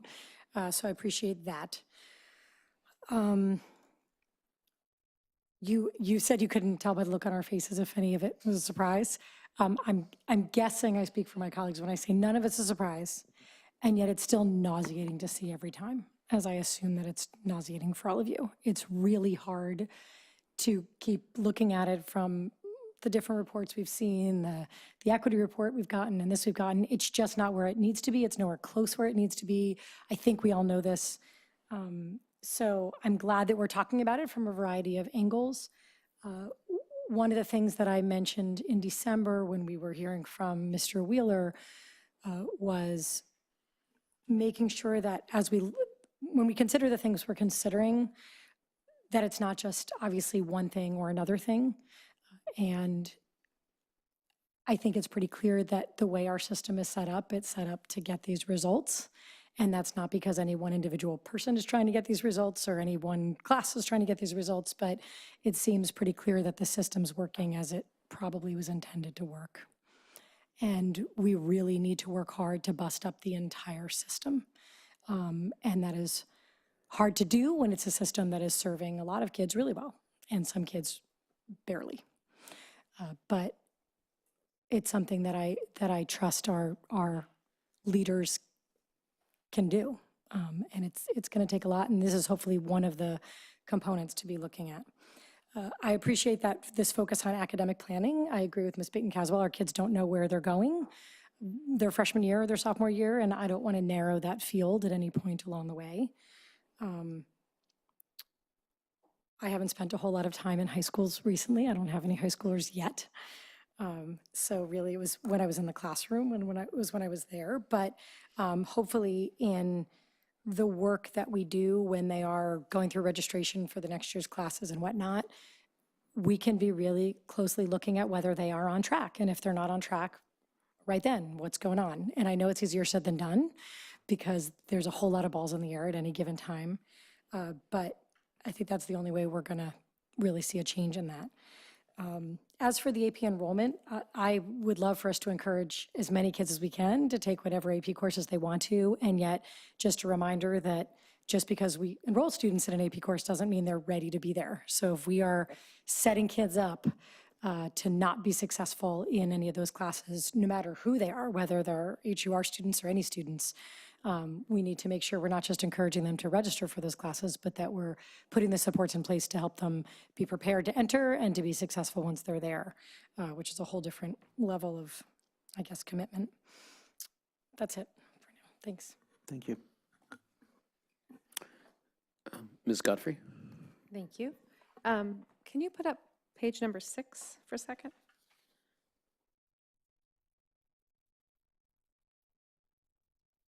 Oh, that's not what page number 6 looks like. They're off by one. They're off by 1. Okay, that's the one I mean, page number 7. So following on what Ms. Baton-Caswell said was, I wasn't on the board when the decision was made. I'm happy the decision was made. I think part of the reason we did it, as she said, was because not all of our students had their eye on the ball on A to G eligibility when they walked in the door, and they fell off the track and they didn't get there. And so when I look at this, I look at 2015 and I think that's just wonky and there's something weird about it, and so I'm going to ignore that one. But if we look at 2014 to 2017, you can see there is sort of a steady progression in percentages, with the total, the overall going from 84% to 87% to 89%. But really, so it's a 5.5 percentage point increase, which is commendable. But really, when we look at the Black and Hispanic students versus the Asian, white, and 2+, because 2+, I believe, is mostly Asian white, that gap between those is actually starting to shrink. So over the years from 2014 to 2017, the number of students, the percentage of students meeting A to G eligibility for Asian, white, and 2+ increases by 3.5 percentage points. But the Black and Hispanic students are 17 percentage points and 23 percentage points. So the gap is shrinking. So I think this is doing what we want it to do. So I don't think in this case, I feel like we need to, turn the notch more, much like you said, like make sure that the kids early on are prepared to take the classes they need to take. So not only do they just take them and get the D to graduate, they actually get the C or the B or the A or whatever it takes to actually be eligible. And so this page actually gives me a lot of hope that making these kinds of policy changes will move us along. So we can see it in the other data, right, that we still have gaps, and we still have pretty shocking gaps. But in this case, our gap is shrinking in this particular metric because it's something we focused on. And if we focus on it, we can change it, which is what we're supposed to be doing. So thank you for providing this. I still don't quite understand why the overalls don't add up to the numbers above them, but I'm sure there's some technical reason for that. Also, I appreciate the precision in language between completion and eligibility, because I do find that confusing, the difference between having taken the class and passed it to our standard and actually being eligible. So I appreciate you using that language. And I was confused when you talked about why they don't graduate A to G eligible, and the first one was choice or intent or something like that. Tell me what that is again. That was, first of all, it was speculation. Okay. But it was something that when the student, the question is if a student were to submit something and we were to know that it would take them off of meeting A to G eligibility, whether we would then prompt them and say, do you know that this is taking you off track for A to G eligibility? So that, and again, that could be a very small number of edge cases, and that would have to, have some very specific criteria for what the student was trying to do. But they can't really do that, right? I mean, like, if they're not marching towards their graduation requirements, don't they have a really good reason why they're not? I mean, they can't just say, I decided I don't want to do that? Yes, so the principals can definitely answer this question with Okay, more okay, specificity great. than Thanks. myself. But this, this one item of like falling off of choice really doesn't happen Okay, that's what I thought. commonly at all Right, it's in not- our schools. Okay. I think it might happen elsewhere, making an active choice, but they certainly can answer it more specifically, but Like, it's not once we anything made I've it a heard. graduation requirement, we didn't make it a choice, unless there's very Yeah, specific there is special no choice. circumstances. I mean, the kids who are choosing not to meet A to G are the ones who are graduating in junior year, going to Stanford, Dartmouth, Harvard. Slackers. Yeah. Okay, those are my questions. Are you sure? Yes. Okay. Thanks. Mr. Arun. So there's a phrase that I think some students commonly say at Gunn, Ds get diplomas, Cs get degrees. It sort of reflects the gap between, if you get a D, you can graduate high school, but if you get a C, you have the opportunity to go on to college and get higher education. Personally, I'm in favor of enforcing a higher standard. Cs get diplomas, Cs get degrees, mainly because I think as a district we have a duty to make sure students can achieve at least a minimum requirement, and so we give all of them the opportunity to pursue higher education if they want it. That being said, I did not walk into high school knowing what I wanted to do at all, and I know a lot of my peers do feel the same way. So to try to keep track of students from the start, probably not the best idea if you're asking students to choose right from the start. I know in 8th grade when I got my course catalog for high school, I'm like, wow, I want to do this and this and this and this. And of course I had requirements and I had electives, and in the end I just stuck to theater for most of my electives over as freshman, sophomore, junior year. And only now I'm able to diversify. Now I know what I want to do, but that process only happens way later in the middle of high school. So to try and track students and sort of make them chart a path way early, not necessarily the best choice. So I guess because of that, counselors do need to work more with students to help them evaluate their choices and to give them opportunities. Like from what Ms. Lawrence and Ms. Diorio said, the choice to abandon the A through G requirements, I've personally never seen a student do it, mainly because our graduation requirements are so already aligned with A through G in the first place. And that being said, I do know some students feel counseling is inconsistent at Gunn with inconsistent meetings. Sometimes counselors aren't the best to certain students, scheduling problems. And I don't think we, as a district, we should be leaving anyone in the dust, and we should enforce a higher standard, not only of grades and expectations, but also counseling and access to resources. And then I guess, because AP and honors classes are a really good way to meet A through G requirements, yet not as many HUR students take them, policies that allow more HUR students to actually take AP and honors classes, I support them a lot. And I know a few years ago we decided to take away any entrance examinations or prerequisites to take an AP class. Like for APUSH, you used to have to, I think, write an essay and then to prove you're interested, and then you get in the class. Now you don't. Now there's a bit of summer homework, but if you want to take AP US History, you can take it without having to do any pre-requirement stuff where the teacher says, okay, you seem good to get it. And that makes a whole lot more sense. Yet, I know one reason, or at least we still don't see enough HUR students attending our APs and honors classes. And I think one reason is, at least statewide as well as in the district, the gap is smaller here, but a lot of our HUR students don't necessarily meet, for example, reading and writing standards on the level that their white and Asian counterparts might. So, I guess once again, we should probably look back at elementary school and see, how can we supplement their education in terms of basic reading and writing and classroom activity back there, so by the time they enter high school, they're prepared to participate at an equal level with their Asian and white peers. That seems like a better way, not only to increase AP and honors enrollment, at least on a basic level, but also to promote A through G requirements.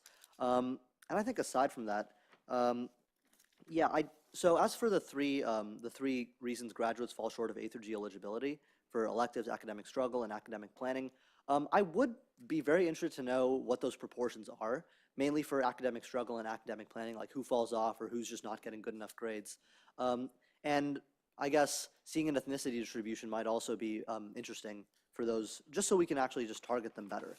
And I know the Gunn College and Career Center does a lot of work for a lot of these HUR students to help them a lot with scholarships in college and all that. But I think the whole idea of, oh, D's get diplomas, C's get degrees, I think we've sort of, you know, it's in the gun mindset. Because, I mean, I hear that a lot. And I don't think I have too many other questions, but yeah, thank you for your presentation. Thank you. Mr. Islas. Just going back to what Ms. Diorio and Ms. Lawrence said, how many students aren't making the A through G, or asking Mr. Kohler, how many students aren't making the A through G requirements, or choose to say, oh, I don't want to do it? Well, like I said, we don't know, and that was put forward as an opportunity to explore the difference between the graduation rate and the students meeting the A to G. And I think you can take a look at the numbers on the, and it's page 5, which became page 6 because we inserted an extra slide. The graduating class, that one there, that'll give you a sense of the numbers of students in the class of 2017 who constitute those different groups. Okay. And, all right.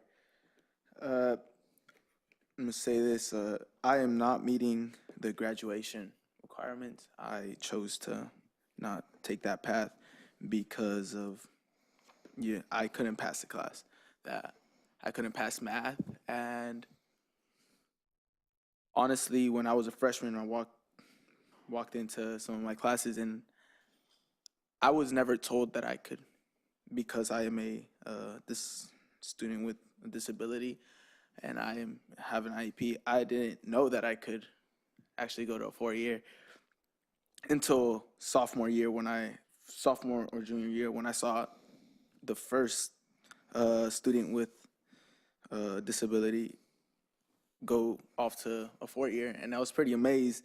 But that was the only one student with disabilities that I've ever seen go off to a 4-year. So I think we should make that known, that that is an actual opportunity to students with disabilities. That's all I have to say. Thank you. Thank you.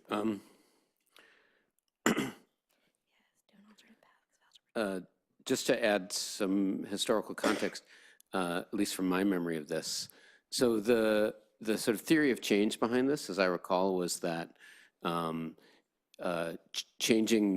the graduation requirements with A to G requirements would force the organization to do what was necessary to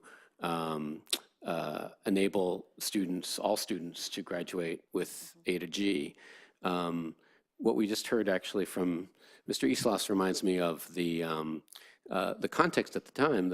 I discussed at our last meeting the Pali math letter, which was really symptomatic of the refusal, I think, of some elements in the district to take that responsibility. And so the board, I think, took the bold step and the necessary step of trying to close the exits on that. And I really give Dr. Skelly also a lot of credit there. I think it was one of his best achievements here. So I'm still puzzled about the gap between the graduation rate and the A to G graduation rate. And so I understand the distinction that Mr. Kolar wants to make between A to G eligibility and graduation, but I really want to understand what that looks like in detail. So what I sent Superintendent and Mr. Kolar and maybe somebody else an example of the kind of table that I would like to see, which is, for adding up to 100%, like what are the outcomes for students? X% graduate A to G eligible, X% don't because they failed to meet the, grade standards, even though they had the right classes.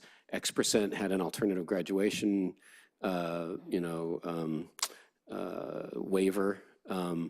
X% had IEPs that waived their graduation requirements. I think without that, it's really difficult to understand why we're seeing the gap that we're seeing, because the gap is surprising, and I don't think meets the expectations of the board when it set the policy. So, and the theory of change does, and I do take Ms. Godfrey's point. I think there is real improvement here. So this is a sign of the policy is having an effect, but still we have these gaps. So can you provide any more color or insight into this? I can briefly address several of the different categories that you talked about. The students who meet the alternate graduation requirements, there are very few of them. I think we're talking about a total of about 20 across the district. I think they told me it was 15 or 13 at Gunn and 4 or so at Pally. Now, so your principals are shaking their heads behind you, so I want to make sure. No, you got it backwards. That's all right. Yeah. There were 17 at Pally. You know, and what we have discovered, though, is that it's not something that we're actively tracking in Infinite Campus for those students. So I think that that's one of the things that we will need to do moving forward. The other thing that we have is we do have a report that I was looking at, and after you sent your questions, I started running together some of those numbers where we were taking a look at the students who did not meet A to G requirements and looking specifically at which of the areas they may have been falling down on. And I think I referenced that. There wasn't a slide there because it was too fresh and poorly formatted. But we do have an opportunity to take a look at if there are particular areas, and I think that that's where. But Mr. Kohler, how did those students graduate? What was the what was the mechanism by which those students graduated? Did they graduate because they failed to make the grade requirements, or did they graduate somehow even though they didn't meet the graduation requirements in terms of course distribution? So I'm dying. I have so much I want to say on this. At Pally, what we noticed when we were analyzing the transcripts is that some of our students had a pass for second semester English, and a pass is technically they passed the course. I think the teacher helped, they got a grade of a P instead of a D. A few of those students are going to four-year colleges, just not UC, CSU colleges. And so I think that was considered a gift for a second semester senior that might have had senioritis.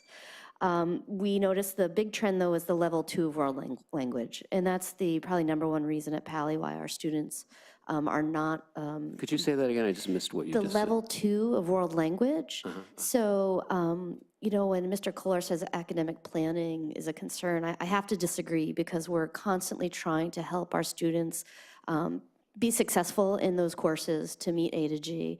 And we do track that data at the site year after year with the case managers and teacher advisors, making sure that our counselors and our team are working with those students to give them every opportunity to take those courses and try to be successful. So often they've tried the world language classes 2 or 3 times, and usually at that point that we decide to go the alternate pathway to graduation if they're unable to be successful. So we see a trend there, either a P, second semester English, a D in the level 2 world language. And this year, because it's now a graduation requirement, successful completion of Algebra 2, which I think is what Richie was referring to, we expect that we're going to see some more students struggling in that area. So we're already putting some things in place to try to make sure that doesn't happen and make sure that they're successful with fulfilling that requirement. So hopefully we'll have a positive outcome in that regard. So that's what we see. So when we look at those alternate pathway or that alternate graduation requirement at Pally, of the 17 from last year, 15 of them were on an IEP. Of the 15 that were on an IEP, many of them had severe mental health issues that impacted their ability to pass those classes. So we really do track that data and try our best to keep them on that pathway. But usually, you know, it's a case-by-case situation and every student's different. But it's not a matter of us lowering our expectations early on. It's really trying to push them and help them through. Okay, that's helpful. I have a few more comments, but I'm out of time, so we'll start back with Mr. Collins, did you want to make comments on this round, or? I will just add one minor thing. I looked back at the 2011 presentation of this same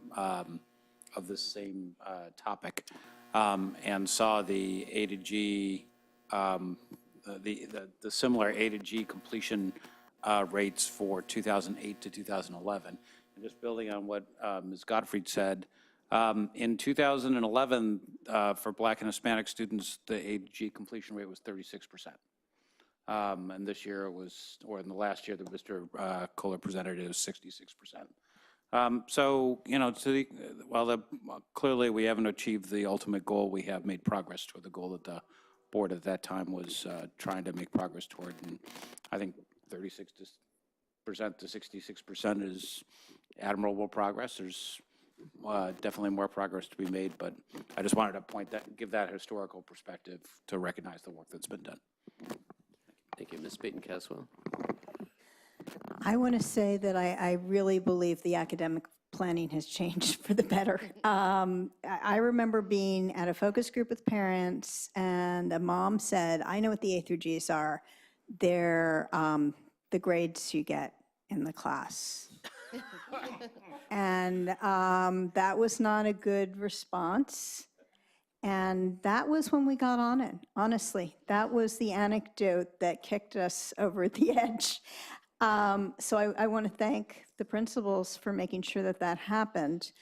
We have made progress, but I do believe we have to track the gaps by class, by subgroup, by class, and by high school.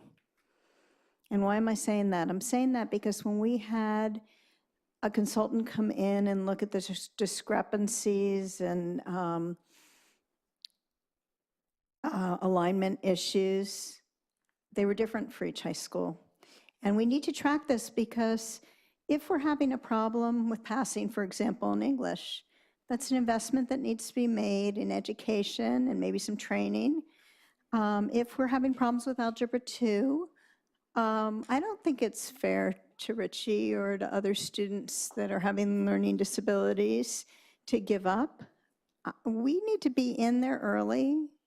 They need maybe a specific class to support them. Maybe they need 2 math classes to get that extra support. Maybe we need to put some one-on-one tutoring. I don't know what we need to do, but we're not going to know where we need to do it if we're not tracking year to year, and if we don't know where the holes are. And I'm not satisfied. I'm particularly not satisfied with the progress we've made with special ed students. And Richie, we have way more than one kid with disabilities in a 4-year school. And if you want to go to 4-year school, we should help you get there. If you don't, that's a different thing. But if you do, we should be helping you do that, and we should assume everybody deserves that opportunity. So I'd like to see that report. And I think we have enough information to do it. Is that true, Mr. Kohler, that we have enough information to do that report?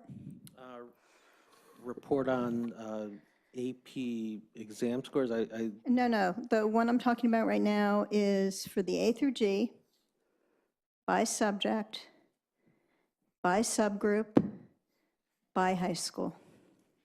And we need to track it year to year so that we can see if we're making progress. Yes, I actually, that's the report that I ran before the meeting that I referenced, and so we've got it all ready to go. Excellent. So let's start tracking that year to year. We used to, so we can do it again. And we need to do the same thing with the AP classes, and the reason we need to do that with the AP exams, can I just finish this, is because it's not enough to get, just as Ms. DeBranda said, it's not enough to just put students into the classes. We need to make sure they're successful.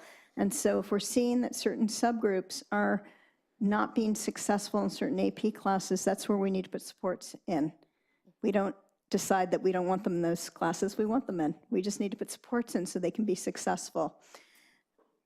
And we should probably be tracking first gen as well, because I think some of this, maybe, this is an assumption, so we need to test it, maybe not having the information at home on what's important to help you move forward towards the goal of having these opportunities. Thank you. Ms. DeBrienza? I just have one word about mathematics. And then it's that if we've got some kids who are not passing Algebra 1 or Algebra 2, we need to get our elementaries involved. There is no reason why that necessarily has to be, and it doesn't fall just on your shoulders. I mean, I think we all have to be looking at how we're teaching these classes, but beyond that, if kids don't have all of the underpinnings in order to be successful in that class, what have we been doing with them for the 9 years we had them before you guys got them? And I don't think that's a surprise to Ms. Ofek or to any of you, but if this continues to be a problem and is a singular thing that might keep A to G requirements from a student or graduation from a student, that's something that we can deal with and we have to deal with way earlier. And I'm sure there are efforts to do it, but we obviously need to continue that work. That's it. Ms. Godfrey? Our student members? I don't have anything. I don't have anything. I have one more comment. I'll make it quick. I want to say thank you to the principals, Ms. Diorio, Ms. Lawrence, Ms. Ofek. Ms. Ofek was my principal. Just so I'm clear, when I went back, I'm going back to freshman year. When I was a freshman, I had a new case manager, and Ms. Diorio said that you talked to the case managers and the advisors, correct? In the past 3-4 years, how many new case managers and new teachers have we had That's a good point. in Pali? I don't know how many in Gunn, but what I have seen is probably 15, if not more. Are we actually having these discussions with these teachers? Right now, I see how many new case managers we have at Pali. I know. I like to say that I know, so if not the whole special ed department, then most of them. What I see is at least 10, if not more, new faces this year. Have we had these discussions with them? Have we told these teachers what to tell to the students? Because when I was a freshman, I thought I was only going to graduate, or if that, go to Alta Vista or Redwood. So I say we have these discussions with case managers and advisors of, just make it known, and let's talk to the case managers. Thank you. So I would like to see, did I miss some? Sorry. Okay. I'm sorry. I feel.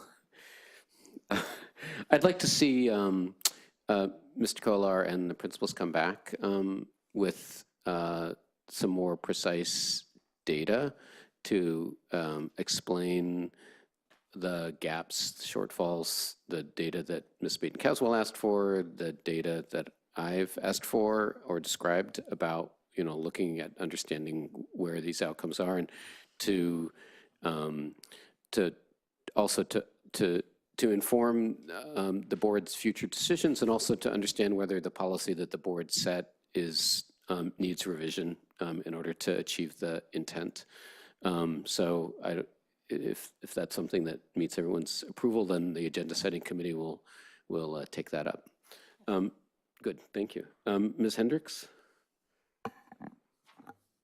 So I agree, we'd like to come back with that data. I think that's a great idea. I want to thank Mr. Kolar for the multiple iterations of this that we went through. A lot of refining of the data and the importance of what we were trying to identify in terms of, highlights and key points, so trying to call those out.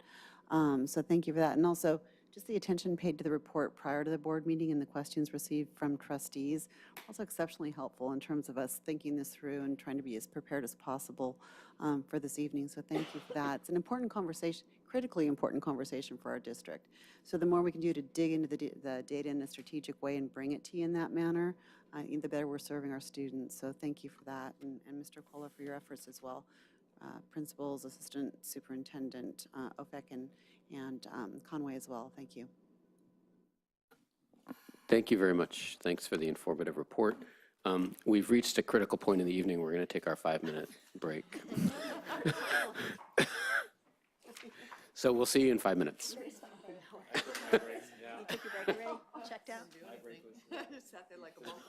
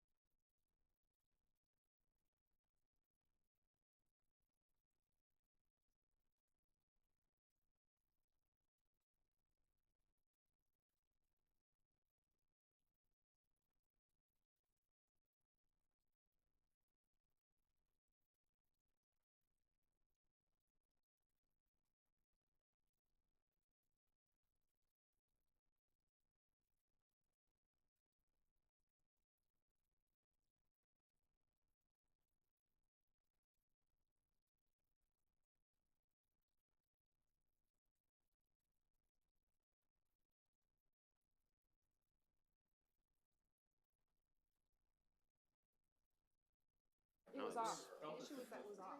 Oh, it was off. Yeah, that's not bad. It was off. I really never Ahead by 15 minutes.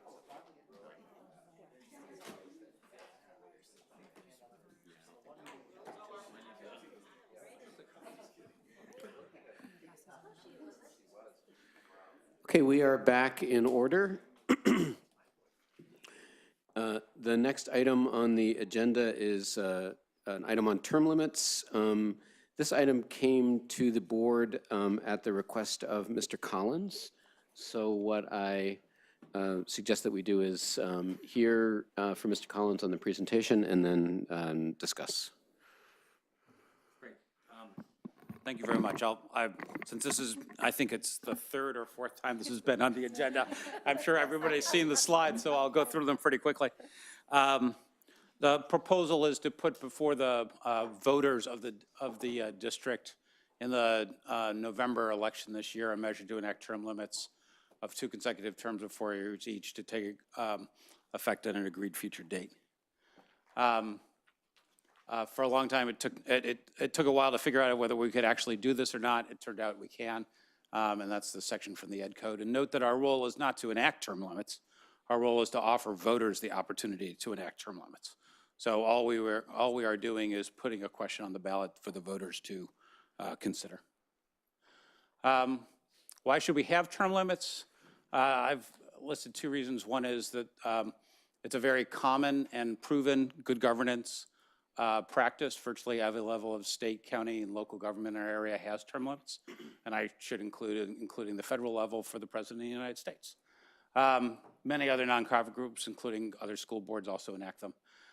Term limits contribute to a steady rate of turnover on a board, which addresses the significant natural advantages enjoyed by incumbents and helps bring new people and unrepresented groups into the governance team, maintains boards independent of staff, continues fresh energy, ideas, opinions, and skills. And, importantly, it ensures the first rung. Someone pointed this out to me. I added it after the first iteration of this. The school board is literally the first rung on the electoral ladder. 2 of our most senior politicians in Palo Alto, Council Member Niss, or I guess Mayor Niss now, and County Supervisor Simidian, both started their political careers at this dais. So I think it is important to create those spaces for new and underrepresented groups and people to climb onto the electoral ladder, just as we all have. You can see the data here. I added at some point the President of the United States term limits were enacted, 22nd Amendment in 1951, and yes, I did have to look that up. All the way down to school bond oversight committees, which are limited to 3 2-year terms. And so, term limits are, in fact, very common and, in fact, near universal in our electoral system in the state and in the country. And you can see the quote from the Palo Alto Liqui on their view of the experience of city council term limits that we've had since 1992. Term limits are less common among California school districts, but they're not unusual either. Lincoln was actually the first school district in 1998. Los Angeles enacted in 2007. It seems to be something that got picked up in 2016 with several districts enacting them. Albany actually has had it for quite a while. There was a move to remove it, and the move failed by a 2/3 majority voting down the proposal to remove it. And there is at least one school district that has already approved a ballot measure for 2018 down in Orange County. Other nonprofit organizations also have or recommend term limits as a way of managing board. In Palo Alto, there has been a change where for many decades there, and I owed this to Ms. Godfrey, who gave me a while ago something I really treasure, which is a list of all board members and their tenures going back to 1936, which is a very valuable document, and I hold it dear. I'll send it to anybody who wants it. There were actually only 2 instances before the most recent decade of board members who served more than 10 years. One, God, I'm blanking on her name. It was I think the granddaughter of Stanford President Wilbur, who had the excuse of she had 9 children go through PAUSD. She was a PAUSD parent, I believe, for 27 years. I mean, she put all, I think we should have a carve out in our rule that says if you have 9 children, the term limits are waived. But there were very few, there were, her and one other were the only 2 who had served more than 10 years in the period before the most recent decade. And you can see the turnover per decade has been higher than it is historically. We have reached for some reason in the last decade, we have gotten to the point where we have less turnover in the board than we've had in the past. This chart has a lot going on, but the main message is not surprising, I think. Challengers very rarely beat incumbents. And 3 out of 18 scheduled elections out of the district, I just took districts that I could find results for. And 3 out of 18 scheduled elections and 31 contested seats, challengers have beat incumbents. And the other element is not only is it difficult, but in Palo Alto in particular, it's as everyone on this dais knows, it's extremely expensive to run for office, win or lose. Spending money is no guarantee of victory in Palo Alto elections. And the average cost of a winning challenger in Palo Alto, you can see, was $34,000 over the, I think this is 3 election cycles. Yeah, 2012 through 2016. So we've got a combination of low odds of winning and high cost to find out, which obviously creates a deterrent for would-be challengers who are looking to compete for these seats. So the process here, again, is not for us to enact term limits, it's to offer the voters the opportunity to decide. And to do that, it's really a quite simple process. We have, I've seen the documents for, that Newport did, which I think would be the same or very similar for us. The board approves a resolution requesting the county to place a measure on the ballot. It details exactly what the proposed limits are and when they go into effect. This is something that we would definitely need the assistance of legal counsel to do. And then the county register of voter takes care of it from that. They run the election, they put it on the ballot, they run the election, they notify us of the result. And I contacted them to find out what it would cost to have a ballot measure on the 2018 election, and the answer was approximately $70,000. So that's what I found out, and that is my proposal. Thank you, Mr. Collins. So let's have board member comments. Let's see, Ms. Godfrey. Before I do that, you may have noticed the heat is on. I used my superior investigative skills to check the thermostat, which was off. So now it's on, and now I feel like it's too hot. It's pretty hot. So. Yeah, we turn it down. Yes. Well, this is the one I turned on because it was off. So my apologies, I got overexcited and turned it up to 74, which is why it feels like a sauna in here. So my apologies for that. Okay, with that said, back to the matter at hand. I'm going to turn this way since this is, my presenter is to my left, which is unusual. So for me, there's kind of 2 separate questions. One is, do I believe in term limits for our school board? And the other one is, do I want to take it to the ballot? So I support the idea of us having a 2-term term limit. And I put that support to the test when Ms. Baton-Caswell ran for a 3rd term. As much as I enjoy working with her and like her personally as a friend, I did not endorse that campaign. And that would be unusual. If it was for a 2nd term with one of my colleagues, I would do that. And so made for an awkward conversation. But I felt strongly that we should be a 2-term place. With that said, I certainly appreciate the insight that she brings when we have these conversations about the history of things that have happened. And we all look to her and say, what was that and why did we do that? So I certainly appreciate that and have many times had that feeling that, okay, I'm glad that we have some stability there. But again, like I said, so for me personally, 2 terms seems like the limit that we should adhere to. And personally, if I happen, by the grace of God, as they say, to be elected to a 2nd term, you will not see me running for a 3rd term. Don't know that I could take it. So So I turn to the second question is, should we put it on the ballot?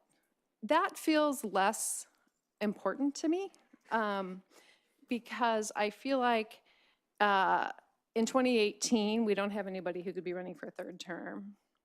In 2020, I don't think we have anybody who'll be running for a third or a fourth term.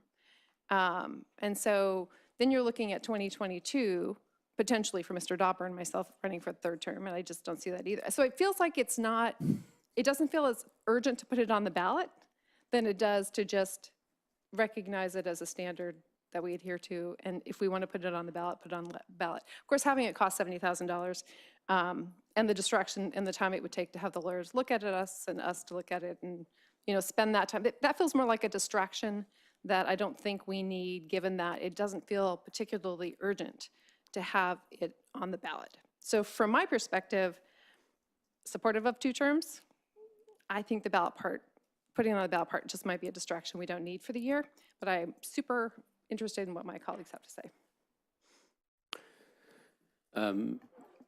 Mr. Collins, I assume you don't have any more comments beyond the ones you've made, so I'll turn to Ms. Baden-Caswell. You know, there are certainly places where they have a hard time getting candidates to run. There are certainly places. And I think in those places that has been a concern. We rarely have that as an issue. We've had candidates usually are exhausted after 2 terms. Some people are exhausted after 1 term. I think sometimes, you know, and this is the reason I ran for a 3rd term, sometimes things happen, like we suddenly had no history, or very few people who knew the history in the district, and there seemed to be an importance, at least to the people that I spent time with, that we have some continuity. And, you know, that is why I ran for a 3rd term. I don't think that would happen that often. I hope that wouldn't happen that often, that was an issue, that we had some sort of that much continuity problem. But I think the bigger thing is we have a lot of things on our plate right now. We have a lot of things to be concerned about. The achievement gap, special ed, the OCR, just Title IX things in general, teacher recruitment and retention, and maybe the most expensive place to live in the country. And all of these cost money to work on. And if it's $70,000 to put on the ballot, it's more than that once you add all the lawyers' fees. So let's say it's $100,000, which probably is fairly realistic. Would I rather spend that on a reading specialist or a math specialist for kids with special needs? I would. So I don't think this is, if this was a problem we were having, if we were having a hard time recruiting people, people didn't want to run for office. By the way, I never spent $34,000 in any of my campaigns, so there are ways to do it lower budget. You make your decisions when you're running. I don't know. I just don't think this is our problem right now. I think I would rather spend that money on something that is our problem right now. Ms. DeBrienza? Thank you. Mr. Collins, thank you for all your work on this. As usual, when there is something in which you are interested, you do your due diligence. I really enjoyed looking at all the data that you brought to us. Because this has been bumped several times, I've had a chance to give it some thought. And also, last month, many of us returned from CSBA, where I was kind of shocked to learn there are people that have been school board members for 24 plus years. And while I am grateful for their service, I do question whether that might be getting a bit too much time and the organization might benefit from some turnover.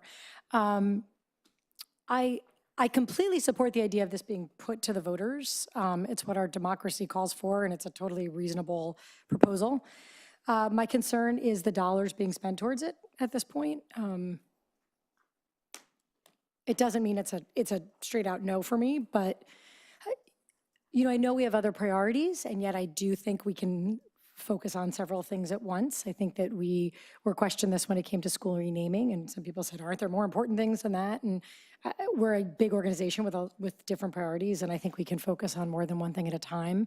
But if you said, hey, it's free right now, and do you want to do it? I would say, yeah, let's put it to the voters. This is why we have this system available to us. But putting dollars attached to it makes me pause. So that's kind of what I'm thinking about right now is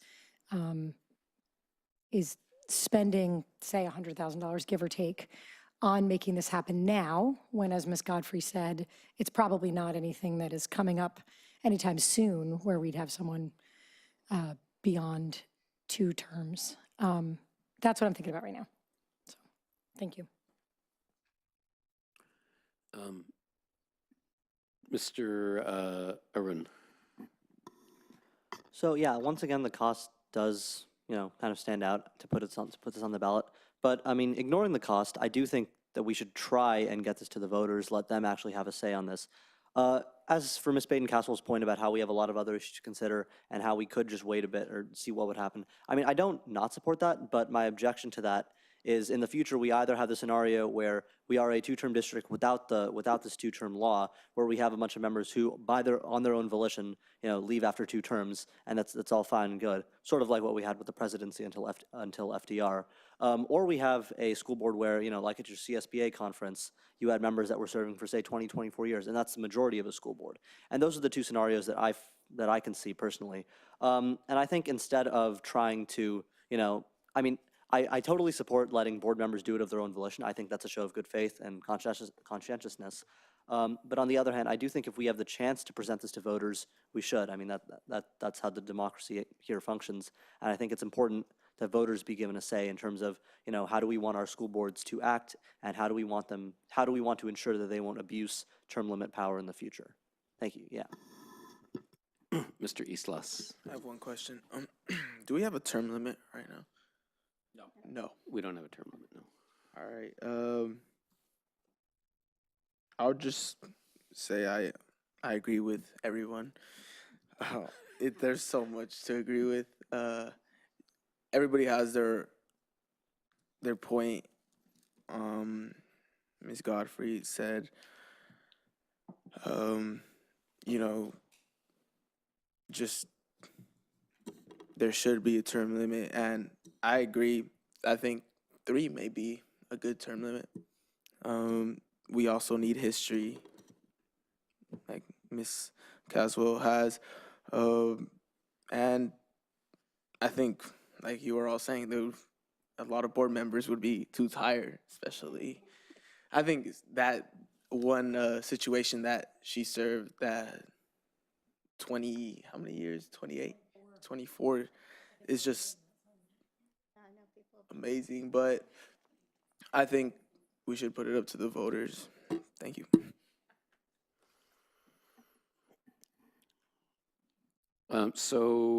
I support this proposal, and I have a couple of comments on points that my colleagues have made. In a sense, I think the best time to do this is when it doesn't have a material effect on somebody else, on somebody's prospects. The most likely moment to work through the details of this is when it doesn't actually have a personal impact on any board members, because then we can just focus on kind of the principle and the process. I think that the cost in terms of our attention should be fairly minimal. I think it would require probably another meeting to work out details, and then another one to adopt a document. But I think it certainly wouldn't, I don't think, distract from the other important things that we have to do.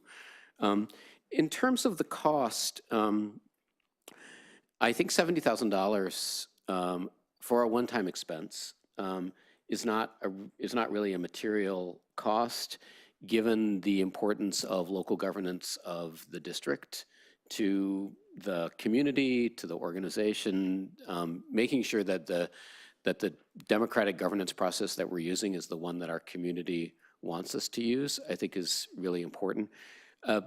Every board member over the course of their 4 years oversees $1 billion worth of public spending. So if you put that $1 billion of public spending, plus that's just our operating expenses, not our construction expenses. If you measure that $1 billion against $70,000 around governance, I think it's a pretty small amount to pay. And I think there's, finally, I think there's a pretty strong indication in the numbers that Mr. Collins put up that were we to put this to the voters of the district, they would approve term limits. So the fact that we very likely actually have the will of the community probably is to have term limits. All indications of that, city council, on up to the president through assembly and senate. I feel pretty uncomfortable not forwarding that question to the voters now that it has been raised. So I think the Ed Code puts this question in the hands of voters. The dollars are not, in my mind, material. There's a strong indication that the voters would adopt it. So I think it's a pretty strong case for going forward. Let's take another round. And Mr. Collins, we're just going to treat you as the first. Yeah, sure. I mean, I'll just, thank you. Thank you for all those. Yeah, sure. I don't think we're going to need it. But. Thank you for all those thoughtful comments, and I appreciate the feedback and the thoughtful considerations. I do think, I agree with most of what was said. I do agree that why now is, one of the reasons this is an advantageous time is because no one is personally affected. So this is, I would feel especially awkward if someone were going to be running for a third term anytime soon, and it was, yeah. So I think in a sense, this is as advantageous a time as it gets, where we have a bunch of first termers and a third termer joined together on the board. So the stars in some sense are aligned to take this kind of action. I think as some people may know, this was actually considered in the past. It was considered it was discussed at least in the late 90s. I can probably dig out the Palo Alto weekly account of it. And at the time, the thought was, we're not going to bother because no one has run for a third term in decades. So it's not going to be needed. And just as, and I think this is, I feel bad, I omitted this earlier and I should have said it. Just as the 22nd Amendment did not reflect at all on the outstanding performance of FDR, this is not meant to reflect on any of our current or past colleagues' performance or contributions, all of which, in my opinion, have been outstanding. It is just FDR's 4 terms brought people to the recognition that this is something that could happen. It had never happened before. And so they said, given that it's happened, it makes sense to do something about it. And that's kind of the way I feel here. It's like, it's not that this is a time that we absolutely needed or the world will end. But I think, people passed on this opportunity because they thought it wasn't going to come up again. It wasn't going to come up, and there were other things. There were always other things going on. And what do you know, it did, as things happen to do. On the cost, I tend to agree. I mean, we've got a $230 million budget, and we're talking about a $70,000 or $100,000 one-time expense. I don't think I know we're not going to change our budget based on whether we spend $100,000 of one-time money versus recurring expenses, or at least I can't imagine how we would even manage to think that through. I do think, I think the expense is not that material especially given, as Mr. Dauber said, that there are strong indications that the Palo Alto voters have approved other term limits in the past. Other jurisdictions have approved term limits by, large majorities. So I think there's a decent indication that the voters may actually want this, in which case, giving them the opportunity to get it. This is the only way to give them the opportunity to get it is to put it on the ballot and let them have the chance to vote. So anyway, those are my additional comments. I appreciate the thoughtful discussion, too. Thank you. Me too. Ms. Godfrey? When you were thinking about this, is there some other mechanism? Because I agree with you. I think we have a tradition across the city that two terms seems to be the limit that we're comfortable with. Is there a way to do it that doesn't have to go on the ballot? Like, can we do it in a bylaw? Can we do it some other way? Or is that our only avenue? I didn't research other avenues because it seems clear in the ed code. I don't know. I mean, that'd be a good question. Well, if it's clear in the ed code, then Neither you maybe it's nor, clear. well, maybe there are other, Yeah, yeah. neither you nor I now have access to district lawyers, so we'd have to defer to our senior member to consult with appropriate legal counsel. I would doubt it, but we can certainly ask the question. I mean, Yeah, I think it's a good question to ask. Yeah, I mean, if we think it's a good idea overall, if there's just some way to codify that doesn't take A that. cheaper way. Yeah, it doesn't take the $100,000. Yeah. But that was it. That was my only Good question. Yeah, I mean, like I said, I wanted to hear what my colleagues have to say. I'm supportive of 2 terms, just a little woozy about the spending. Ms. Bain-Caswell?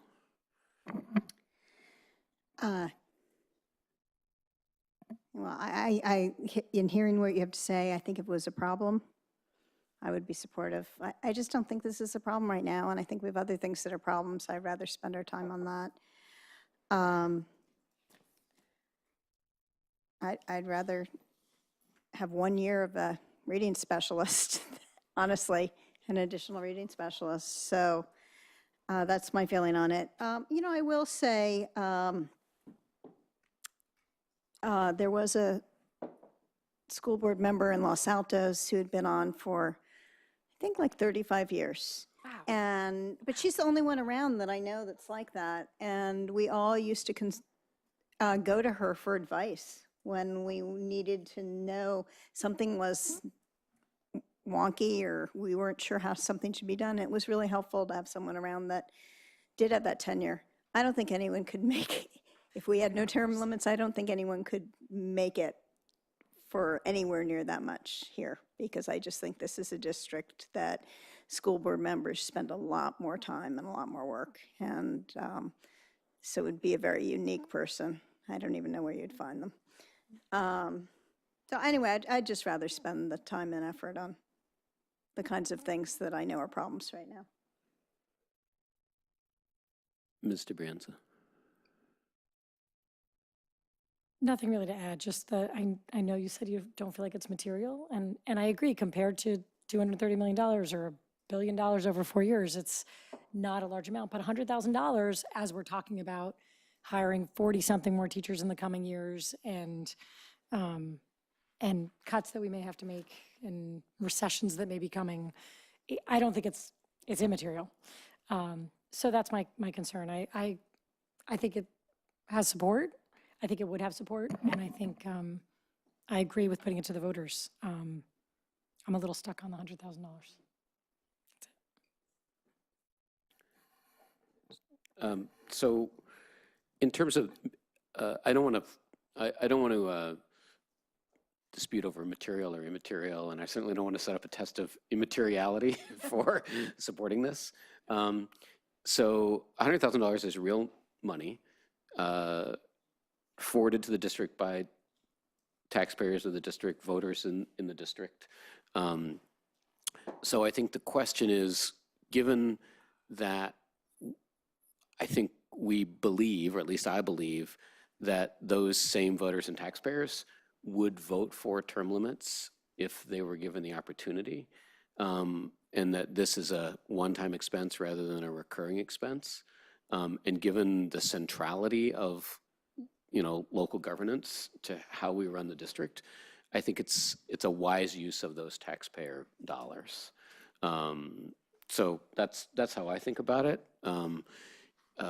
If we were talking about $1 million, that would be a different question because it might force us to make choices.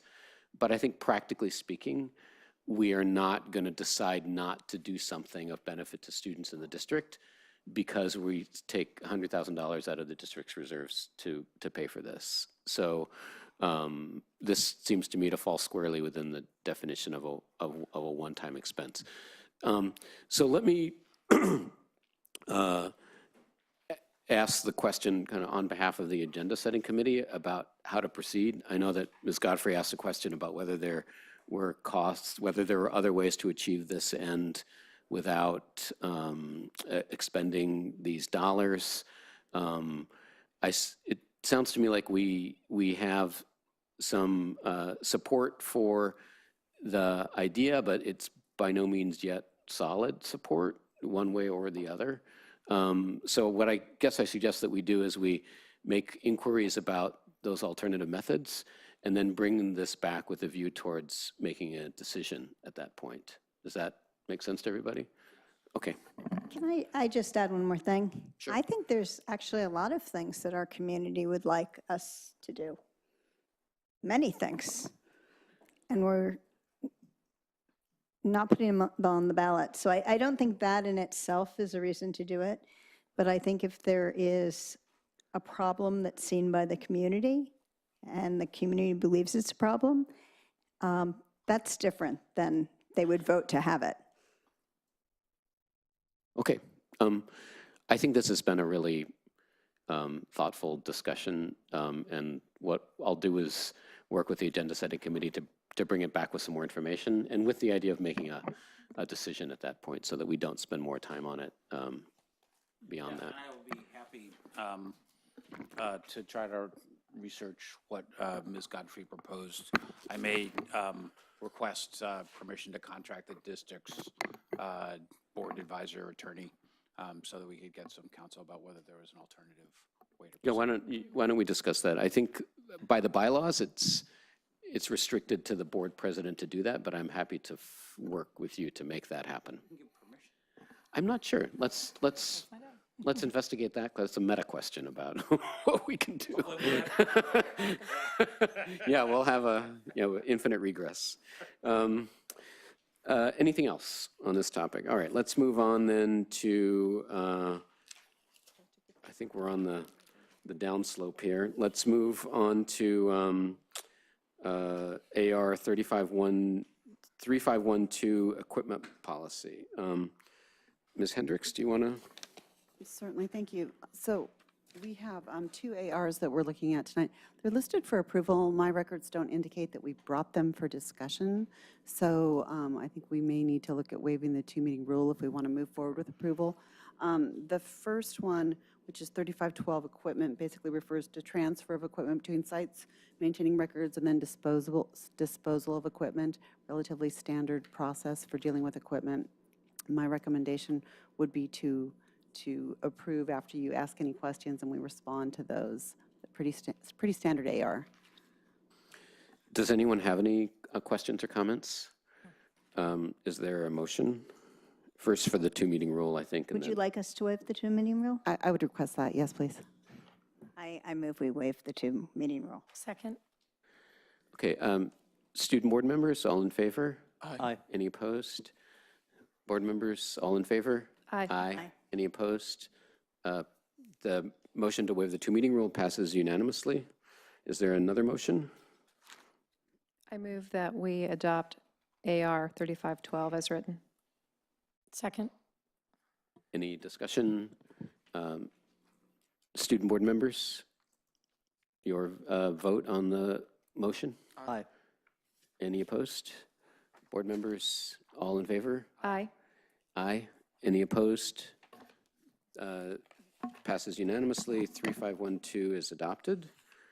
And let's turn to the next item, which is AR 3440 about inventories. Ms. Hendricks. Thank you. So I have a similar scenario with this one, inventories. This is basically about control and conservation of district property and physical retention or physical inventory of district property.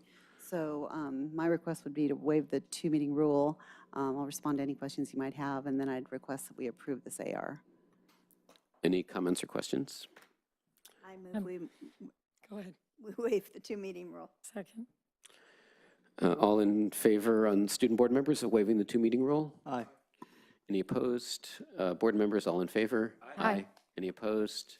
Two-meeting rule is waived. Is there another motion? I move we approve Administrative Regulation 3440, inventories policy. Second. Student board members, your vote on the motion? Aye. Any opposed? Board members, all in favor? Aye. Aye. Any opposed? Passes unanimously. Thank you very much. The next item on the agenda is board operations. So this is an opportunity for board members to report on their activities of interest or to raise other issues around future agendas or board operations. Let's see, do I have somebody here? No. Why don't we start with Ms. Godfrey?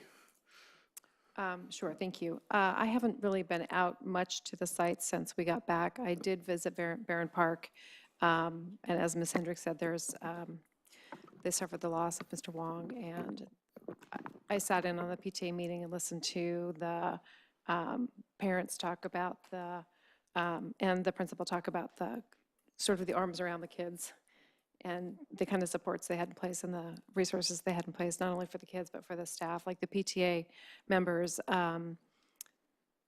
folks are buying lunches for the staff, and the PTA members are taking turns doing yard duty on one day a week so that all staff can come together and grieve together and break bread together and reflect on their colleagues. So that was nice to see. That is such a caring community. It was really great to be there. With respect to upcoming board items, I forwarded you today something from the team that is looking at getting on the ballot the Proposition 13 changes to make changes to commercial properties. And so I think if you wouldn't mind getting that to our consultants on FS Squared to get their opinion, and then if it seems like the right thing to do, we should get it on our agenda to talk about it. Yes, I will do that, and I'm meeting with Ms. Shepherd tomorrow on the topic. Great, thank you. That's it for me. Mr. Collins? I have one operational item. Did you want to come back to it? We can just go in. Okay. Yeah. There was an issue that arose on the minutes, on the way we keep minutes, that I thought we could use board operations to resolve. And it falls in the category of, can we do less work? Right now, Vicki records the name of every slide that appears in a staff presentation in the board minutes. So it'll say, for my little term limit thing, I presume it'll say, term limit proposal. Can we do that? Why would we have term limits? And if you go back, every slide name is captured. And my suggestion was maybe that could be, captured in the essence of the presentation would be captured in a sentence or two, rather than, because some of these presentations obviously go on quite a while, and it seemed like a lot of work to try to record.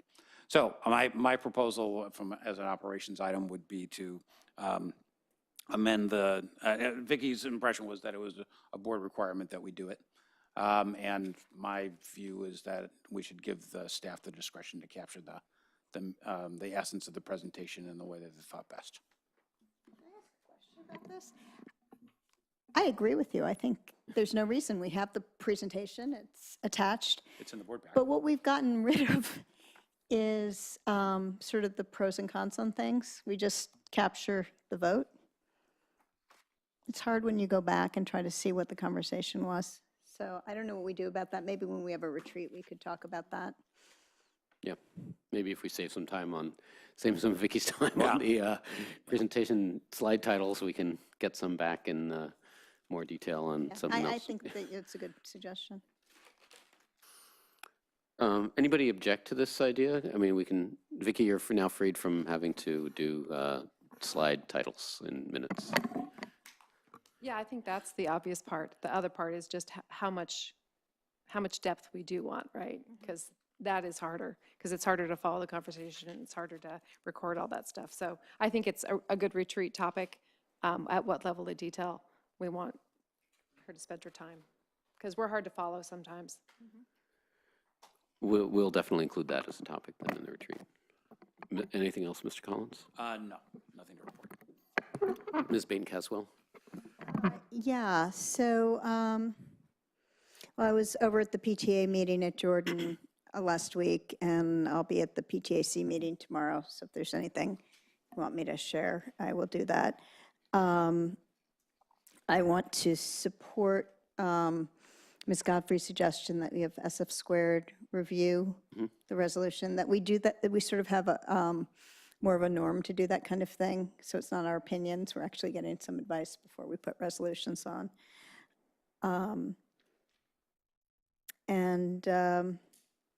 CalSSD is coming up. Ms. Godfrey and I are going, but that shouldn't keep any of you from going out to Sacramento with us. Can you tell us carpool. the date? February 9th, road trip. Can we stop at In-N-Out? On the way up and Is that on the your way only back. requirement? Anyway, I think it's important that you are reminded of when these things are coming up, so that if you do want to go, you can clear your schedule to go. Thank you. Ms. DeBrienza? I don't have anything. I had a few things. Excuse me. First, as I sent out email to board members earlier, we want to reschedule at least the retreat, and I think we need to talk about the superintendent's evaluation, the retreat from the 23rd, next Tuesday, which is when it was originally scheduled, to early February. And it looks like February the 5th, Monday is the date that works for everybody.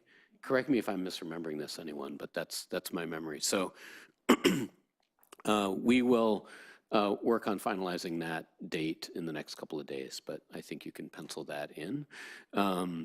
In terms of upcoming agenda items, I wanted to mention that the Agenda Setting Committee discussed setting a date for reporting on the district's progress in compliance and status in compliance with Title IX and our an update on our status with OCR.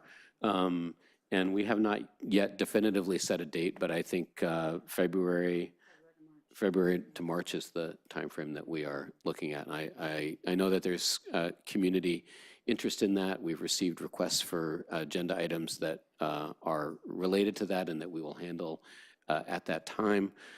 So that is coming, and I wanted to make the board aware of that. And I will definitely forward to SF Squared the materials regarding the Prop 13 proposal, so that if and when we have an agendized item, we have an informed opinion about it. Are there any other questions or comments that I can help with? Yeah. I just remembered one thing. If you're a reviewer for the Hoffman Awards, the reviews are due tomorrow, and there's a message that I will be sending out after our meeting tonight, just to give you a little more detail if something you might have a question on. Okay, good. Okay, I have one other one. Thank you for putting this in the board packet. Whoever put this in the board Yeah, packet. that is good. Thank you. Thank you, Vicki. Which is upcoming board items.